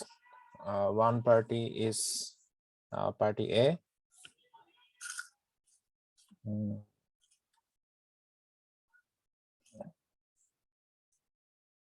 Okay, party A and party B. So party A has some assets and party A has the ownership, and party B has another business which requires usage of the asset held by party A for some time, but not always. And party B does not want to own the asset. Party B wants to use the asset by taking rental, by taking it on a rent basis. But party A has the ownership of the asset. So in that case, party A can rent out to the asset to party B in exchange for some rental. So it is a kind of the way we take the flat as a rent from the house owner. So think of Mr. A is a house owner, Mr. B is a rentee, or the person here in our case, the leasee, and party A is the lessor. Now, typical rental agreement, a house rent agreement is a kind of ijara kind of agreement or leasing kind of agreement. So here these two things are repeatedly to names. These are same, ijara equal to leasing. Okay, there is these are not different thing, but in different languages, by leasing we mean ijara, and by ijara we mean the leasing. So we have been able to identify two parties. So who are the two parties? Lessor and the leasee, and they must have a contract. Contract for what? Contract for leasing out the property to leasee. Who will lease the property? Lessor will lease the property out. In exchange for what? In exchange for rental payment. And this rental can be fixed for the duration of the lease or variable but pegged to an index. Here is the way how Islam comes into play. Sometimes the payment, rental payment, when it is fixed, it is a kind of, there is no issue of pegging, or there is no issue of tagging to some index. It is a fixed amount, say 10,000, 10,000 each month, or 10,000 half yearly in this way. But when it is pegged to an index, now the question is what kind of index? The answer is usually the interest kind of index, the index which usually reflects the market interest rate. I believe you have heard about the LIBOR, if I am not wrong. Anyone? Anyone, please? You have heard about, by any chance, about the term LIBOR? No, sir. Okay. So what does it mean? It means the London interbank offer rate. So this is the rate at which the banks in London, not only in London, banks in entire European countries, or in mainly in European countries, give away their funds to another bank for usage in exchange for the interest amount, and what percentage they expect from the borrower. That is reflected by LIBOR. You probably have heard about the call money rate in our country. Anyone? Call money rate.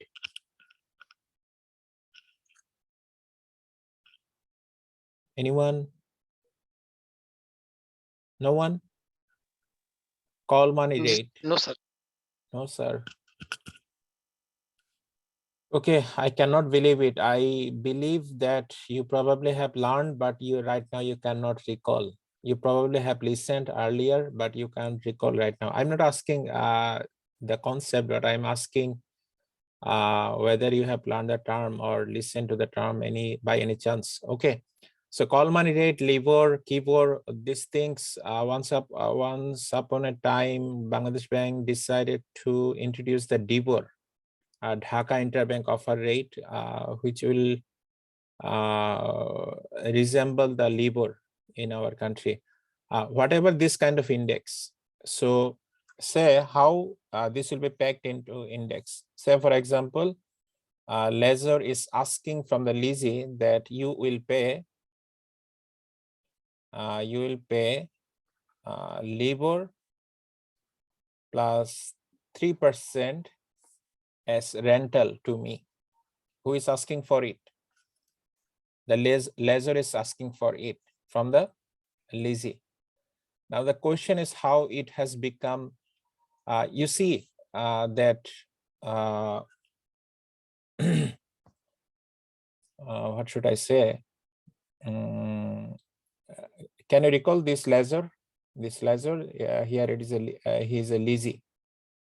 So when lessor is fixing the amount initially and saying that you will pay this amount monthly or periodically to me, in that case, whatever the way he calculated the amount, the rental amount, will not be an issue in Sharia. But if Mr. A, the lessor, fixes the rental amount in a way which is actually based on something called interest rate, in that case, it will become Sharia incompliant. Okay. So we'll learn more about it when we'll read about the shukuk later of our course, probably in 5th of our class number. Okay. So here you see when you are pegging your rental payment to an index which is interest based, in that case, it is becoming Sharia incompliant. So, but if it would be something like this, that the payment will be increased annually by the inflation percentage. Say inflation in a particular year is 5%, inflation in a particular year is 5%, and each year, say each year, your payment, I mean the lease payment will go up, I mean the rental payment will go up by 5%. And from where this 5% has come? This 5% has come from the changes in the consumer price index. So in that case, this pegging is not Sharia in compliant. Okay, now the lease agreement can be fixed for a certain period, or it can be renewed for several times. And there are some responsibilities bestowed on the owner and the leasee. And most important thing I like to highlight that if leasee has taken care of the asset with utmost care, he was not negligent of the asset, usage of asset. In that case, for the loss happened to the asset, for the damage happened to the asset, the owner, I mean the lessor of the asset, will be responsible for compensating the loss or for making up the loss. But in case of not taking care of the asset properly, who will compensate? The owner, the leasee will compensate. Okay. So this is a way that how leasing agreement works, and you have gotten a hint that how the conventional leasing becomes Sharia in compliant, and how leasing can be Sharia compliant. So how Islamic Bank can participate in the leasing agreement? So it is a very simple way of showing the ijara structure. So Islamic Bank, don't forget, Islamic Bank has to make money out of the business. They cannot make money out of money. So how can they monetize the ijara structure for doing or for earning money? How can they structure their business? So they can purchase an asset from the asset supplier. They can purchase an asset from the asset supplier. So is asset supplier, or you can say vendor, whatever it is. So upon purchasing, what will happen? Islamic Bank will make the payment of purchase price, and the transfer of the asset will be title of the transfer, title of the asset will be immediately transferred to the Islamic Bank. Now, in some text, you will see that they are highlighting that Islamic Bank is here, and instead of placing Islamic Bank here, they are asking for here SPV, a special purpose vehicle. So what is the rationale of inserting SPV here? The answer is Islamic Bank has expertise in banking business, overall banking business. They might not have a good expertise in leasing business. So in that case, they can create a separate company or separate entity like a subsidiary company, which will be known as SPV, a special purpose vehicle, for the purpose of dealing the ijara issues, for the purpose of dealing ijara. So it can be for any purpose. You will see that SPV can be created for issuing shukuk letter. So you see that SPV is here. So nothing different, nothing very special here, but you have got the purpose for why SPV has been inserted. So Islamic Bank has a number of objectives, number of purposes. So making the money out of the ijara business is not their sole purpose. They have some other businesses. So they are concentrating on their main businesses, and they have created as SPB for dealing on the ijara issues. So you see that Islamic Bank itself will create the SPB. So the financing for the SPB will come from where? Islamic Bank or from some other parties? If the Islamic bank creates the SPV, who will finance this SPV? Islamic Bank. Islamic bank will finance the SPV. Okay. So, and think of the previous structure, either Islamic bank or SPV here. After getting the asset title here, what they will do for the purpose of ijara, they will look for the clients who are looking for using the assets, what has been purchased by the Islamic bank or what has been purchased by the special purpose vehicle. Say, for example, the asset is what should I say? The asset is some autos. Okay. So the autos will be leased out. Autos will be leased out to those clients who are requiring it. You see that a number of clients will be wanting to lease the auto and make a fixed rental payment monthly basis or half yearly basis to the lessor. You see, this is a common kind of ijara, kind of taking autos as a in a lease agreement. So client has taken the lease of autos from the Islamic bank, or if there is SPV and they are taking the lease of autos from the SPV. What the client will do, in exchange of taking the lease of autos, client will make a regular payment of rental. So the rental will be determined based on the usage, based on the nature of the asset, based on the negotiation, these things. So in a way, Islamic bank or SPV will get the rental installment as a stream of income. As a stream of income on a regular basis, they will get an amount from the client. And if there is SPV, what is the responsibility of SPV? To transfer the rental income to the Islamic bank. If there is an SPV here, what SPV will do? SPV will make up their operating expenses and transfer the remaining amount to whom? To the Islamic bank. Okay. So in this way, ijara structure works. So there are some conditions. So, and there are some pros, there are some cons. So one thing I like to highlight, which has been highlighted here also, that is usufruct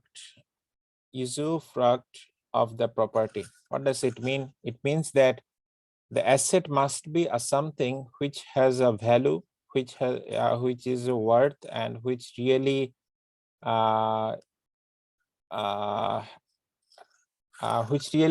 satisfies some expectation, satisfies some want of the leasee to justify the rental payment. So it's not a kind of an asset which does not have any value. I mean, the value is not, I'm not meaning the price. Remember, I'm not meaning the price. I'm meaning the utility. I'm meaning the worth of the asset. I mean the actual worth by using it. Okay. So asset must be something like that. Otherwise, it cannot be a leased asset, or it cannot be leasable asset. And the lease contract, both in conventional and in also Islamic, in Islamic in particular, there should not be any kind of gaharar element. Can you recall the gaharar concept from the lecture 1? There should not be an area of uncertainty, confusion, and there is a scope of hiding something, scope of manipulating something, okay, and making another party loser by hiding information. These things, this cannot be present in the lease agreement. And the rights and obligations of either both lessor and tenant. Tenant is a very good synonym for the leasee, and many of us live as tenant in our house, which has been taken as lease asset, which has been taken as a lease from the house owner.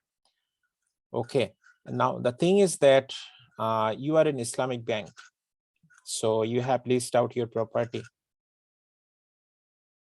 Okay, so take it as an example.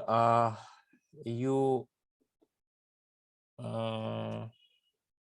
have leased out, you are a house owner. I mean, Islamic bank has some house properties for leasing those out, and Islamic bank has leased out house property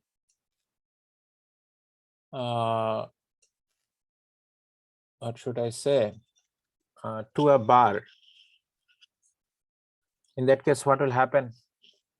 The lease agreement will actually earn rental income. There is no problem with that. The rights and obligations will be clearly specified. But will the lease agreement be considered as Sharia compliant? If the house property has been leased out to a bar? No, sir. Okay. No, sir. So you see how ijara can become Sharia incompliant and how it can be Islamic. If you make it, if you lease this property out for halal purposes, in that case, it will be under Sharia, otherwise not. Okay. So what can be options to the lessor? So there can be some covenant. So you probably have learned about the covenant from your financial management text. Can you recall that in the bond indenture, there should be some conditions which are known as covenant? So some positive covenants, some negative covenants. So positive covenants is do's, what you can do, and what you cannot do, you cannot do these things. So these things can be included in the lease agreement. Okay. So hire purchase is the follow-up issue in case of ijara or lease agreement. What happened in the hire purchase? In that case, after the expiry of the lease agreement, if the leasee purchases the property, from the lessor by making some remaining payment, in that case, it will be called as hire purchase, or alternatively, the lessor can give the property out to the leasee as a gift. So when there is a issue of hire purchase, that lessor and leasee both know that after the expiry of the lease agreement, the property will be transferred to the leasee. In that case, the leasee will have the issue of getting the ownership. Leasee will have the right of getting ownership after the expiry of the lease agreement. In that case, leasee will be more caring to the use of asset or be less caring to the use of asset? What do you expect? So more caring. More caring. In that case, the risk of damaging the asset will get lower. Will get lower. Yes, sir. Okay. So next thing is diminishing musharakah. and it is interesting, and we will be spending more time in another class on it, the diminishing musharakah. So what kind of diminishing musharakah is? Have I said anything about musharakah to you before this time? Have I mentioned about anything like musharakah to you? G sir, first ক্লাসে sir বলেছিলেন, second Okay. Class sir. Okay. Can you please give me the hint what you have listened, what you listened on that class? Don't need to be precise, just share what you can recall. Sir, it's kind of partnership. Okay, that is the main theme of the musharakah. So there is a word shirk. There is a word shirk. Okay. So many of you probably have learned that when there is a shirk, that means taking partner or participation of someone or participation of something. In that case, this term is known as shirk. So in case of musharakah, number of persons or number of entities, number of institutions jointly participate in an agreement, usually for making business or making money out of the business. So here, what should I say? It will be better if I take a direct example so that you can understand that what components are inside this agreement.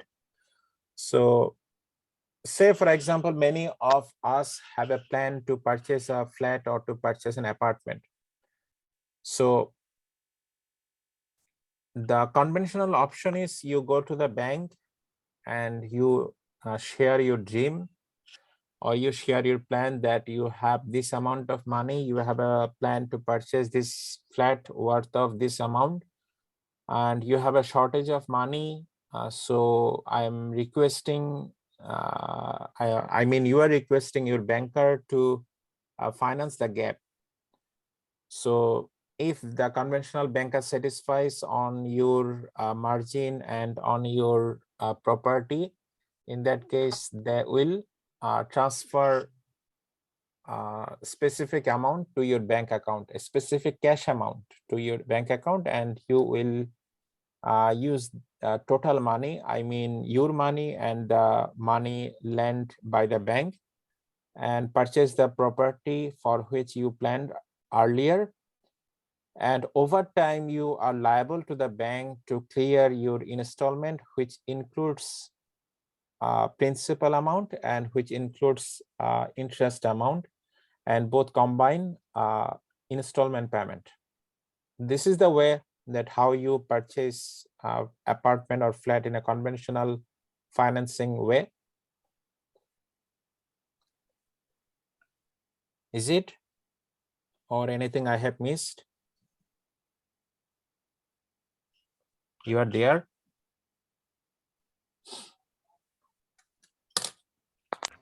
Yes, sir.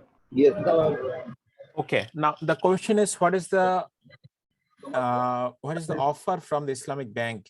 What can they offer to you in a different way from the conventional banking system?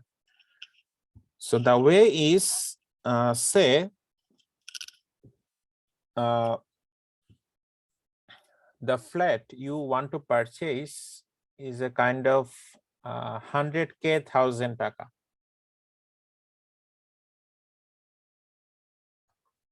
Will it be very cheap if it is 100,000? It will be very cheap, right?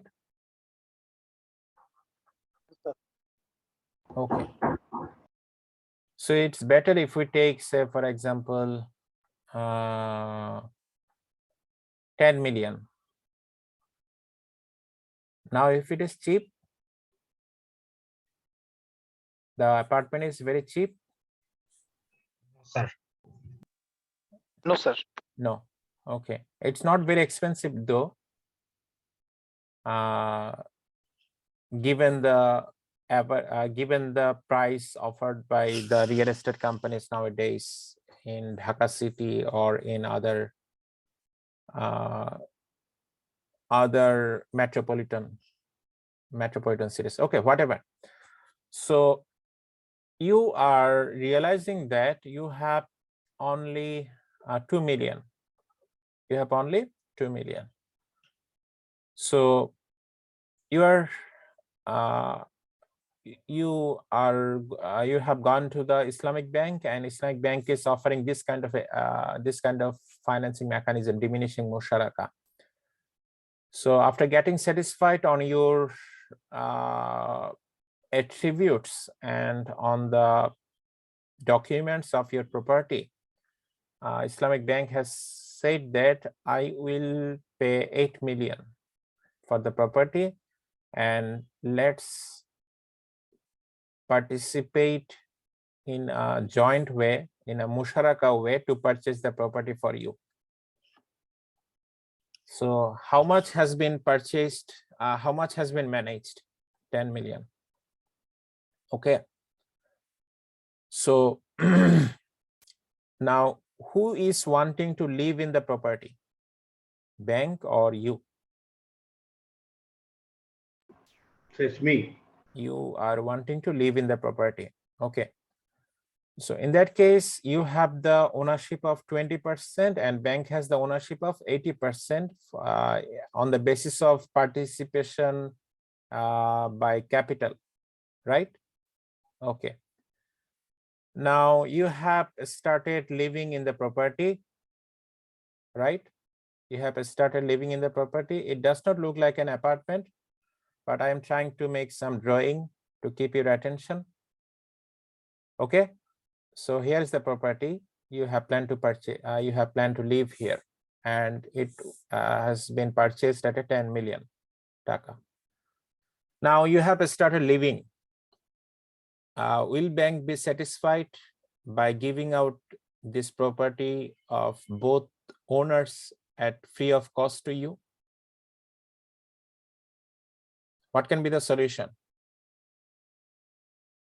Bank does not need to live here in this property unit, but bank has participated by capital of 80%. What can be the solution?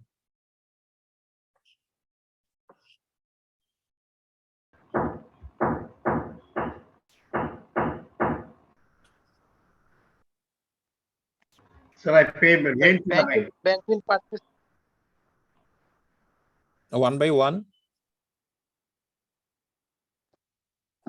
Sir, bank will purchase this property on discount. Bank will purchase the property on discount. Bank has already purchased it jointly with you at 10 million.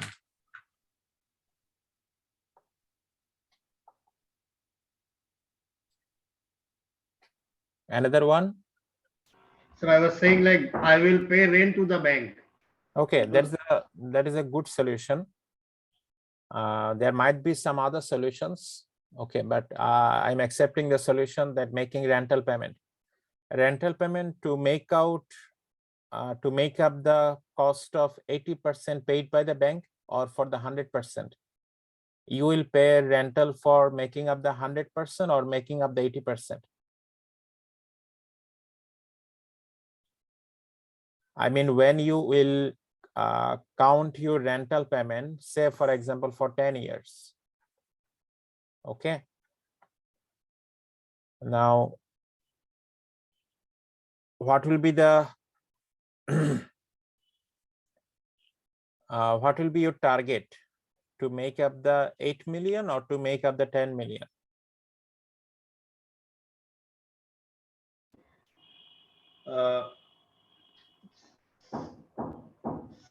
Sir, it will be more than 8 million. It will be, but on a principal basis, which portion is your target to make up? 2 million, 8 million. 8 million, or 10 million?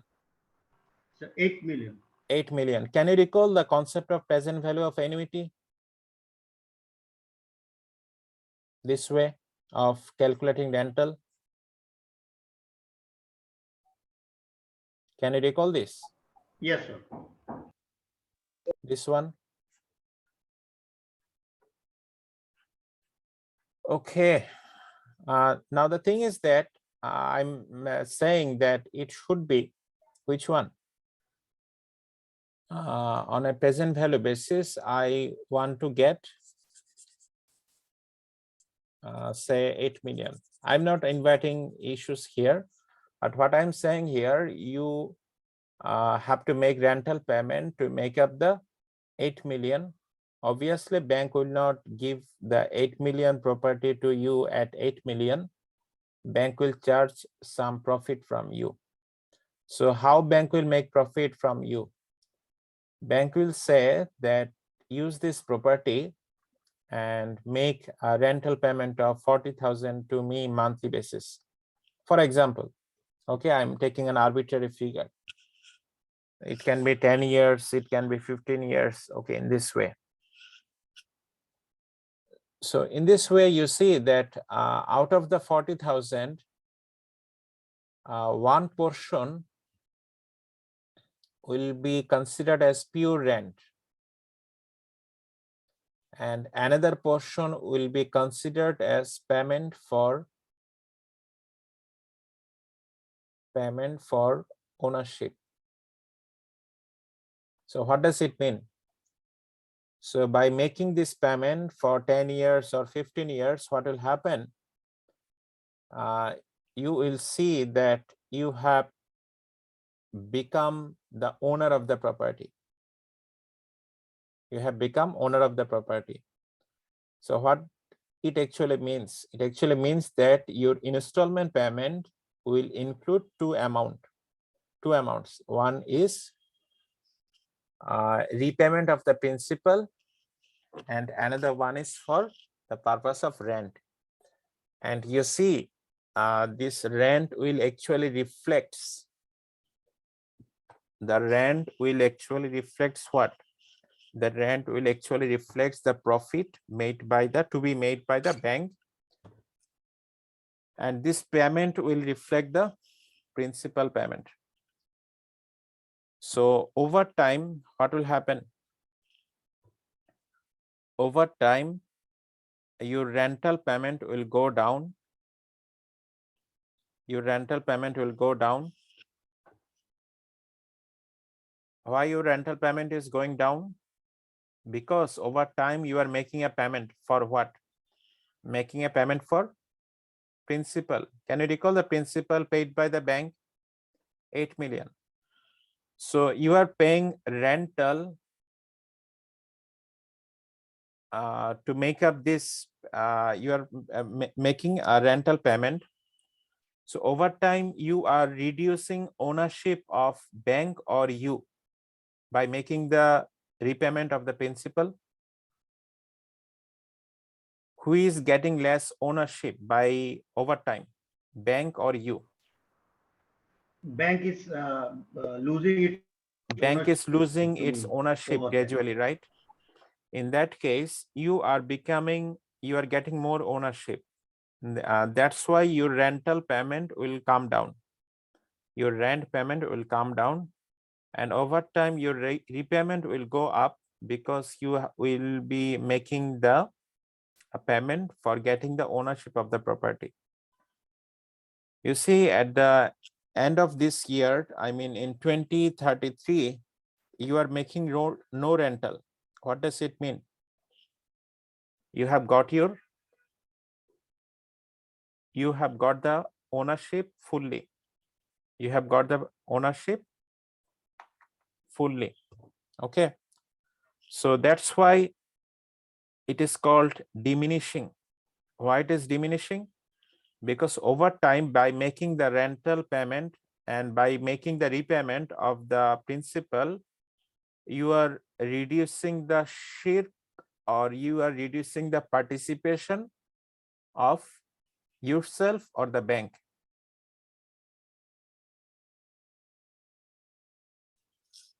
Of the bank. So in this way, diminishing musharakah mechanism works, and there is an example of kind of case study for home purchase plan from the Al Rayyan Bank of UK. They are saying that for getting the diminishing musharakah structure, the minimum property value should be 90,000 pounds, and the finance amount by the bank will be ranging between 30,000 to 750,000 pounds. And the term for diminishing musharakah will be 7 to 30 years. You see, it's a very long term. Okay. And the choice of fixed rent until 2015 or variable rent revised each quarter. And this will be revised each quarter. And bank guarantees charges to its margin will not exceed 2% and can make accelerated repayment at any time, the minimum being 4,000 with a 25 administrative fee. So what will happen when you are making accelerated repayment? In that case, you are making the repayment earlier. You are making accelerated way of repayment. You are making the repayment earlier. And over time, what can happen? Property can be sold at any time and mortgage repaid with modest exit fee. Okay, this is one of the case studies from Al Rayyan Bank. There are another case study you will see, and let me give you the brief idea of istisna, because we will learn more about it in our shukuk. And let me give you the very brief idea. Okay, istisna. Sometimes the business enterprises need some projects to develop because they want to set up a business on a project, and they'll make money out of it. Say I would say that government does some business for public. Government also does some business. Okay, so government needs a project. So if it is like that, if government goes to a conventional bank here, no, I don't think it as commercial bank, I'm saying conventional bank, which does not follow the Sharia.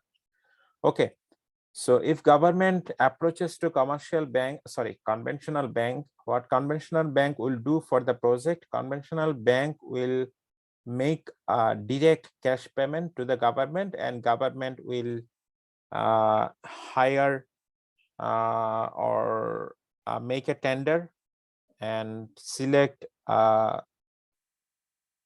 operator, and that operator will be paid by the government, and government will get the project from the operator or the person who made the lowest bid, and they'll complete the project and hand over to the government. This is the way that how project is financed. Okay, and istisna is a alternative way of making financing the project in Islamic way. So how Islamic way works? Here, government needs a project. Government approaches to an Islamic bank, and now Islamic bank will not make any payment to the government, cash payment or loan to the government. Okay, remember, Islamic bank in any way will make business, and they need to make money out of doing the business. So Islamic bank has understood that what kind of project government is requiring. Now Islamic bank will make a tender offer or will make an advertisement in a simplest way to the interested bidders that I need this kind of project. Remember, actually the project is required by government, not by the Islamic bank. But now Islamic bank has taken the responsibility, and now Islamic bank is saying that I need this kind of project, and I'm looking for some bidders, and the bidder who will be paying the lowest bid will get the work, and they have to complete the project by this time or by this year. And now a number of bidders will submit the bid. I'm taking their name as a project developer. Up to this clear? Up to this clear? You will get confused if there is a problem in progress. Okay.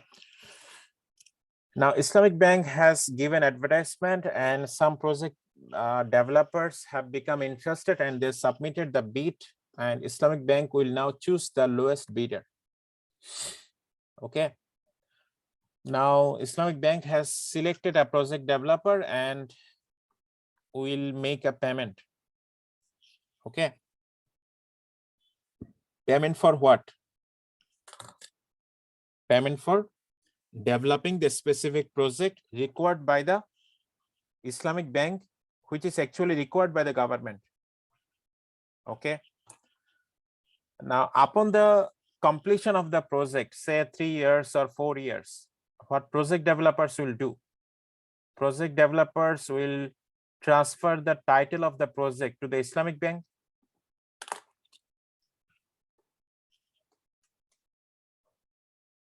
Are you getting? Yes, sir. Okay, now Islamic Bank has got the title of the project from the project developer. The project is completed. Now, what Islamic Bank will do now? Islamic Bank will make business on the project by itself, or Islamic Bank will sell the project title to the government. Sell it to the government. Islamic Bank will sell the project to the government. Okay. In exchange for what?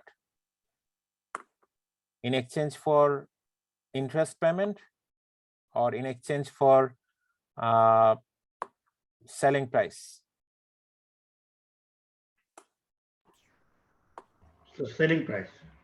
Okay, Islamic Bank will actually doing business. Islamic Bank is actually doing business. They are selling a project to the government, and government will make the payment to the Islamic Bank. And what happened in both sides? It is a pure business.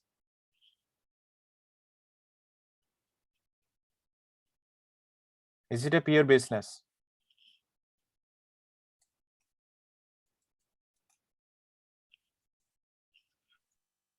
Yes, no? Yes, sir. Seems like it's a business. Yes. Okay, so what happened?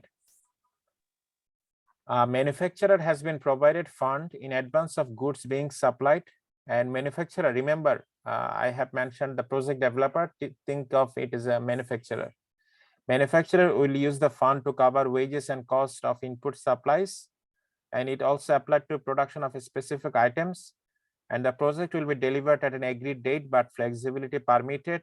Project developer may require extension of the deadline, and the contract is irrevocable unless the failure to deliver or quality of supplies defective. So irrevocable means it's not changeable or cancelable, and payment as a lump sum at the start of the contract or in tranches. Okay. So in this way, government gets its project developed by Islamic Bank. Okay, actually, I mean, it has been developed by a project developer. And now think of, instead of government, it can be any party. It can be corporate entities. Okay, it can be an NGO. Okay, it can be a developing organization. Okay, it can be anyone. Okay, so this way of financing is known as istisna. Okay, so this is a kind of diagram to depict how istisna works, and we'll talk more about this istisna in the class of shukuk. And let me stop here for the Islamic financing instrument topic.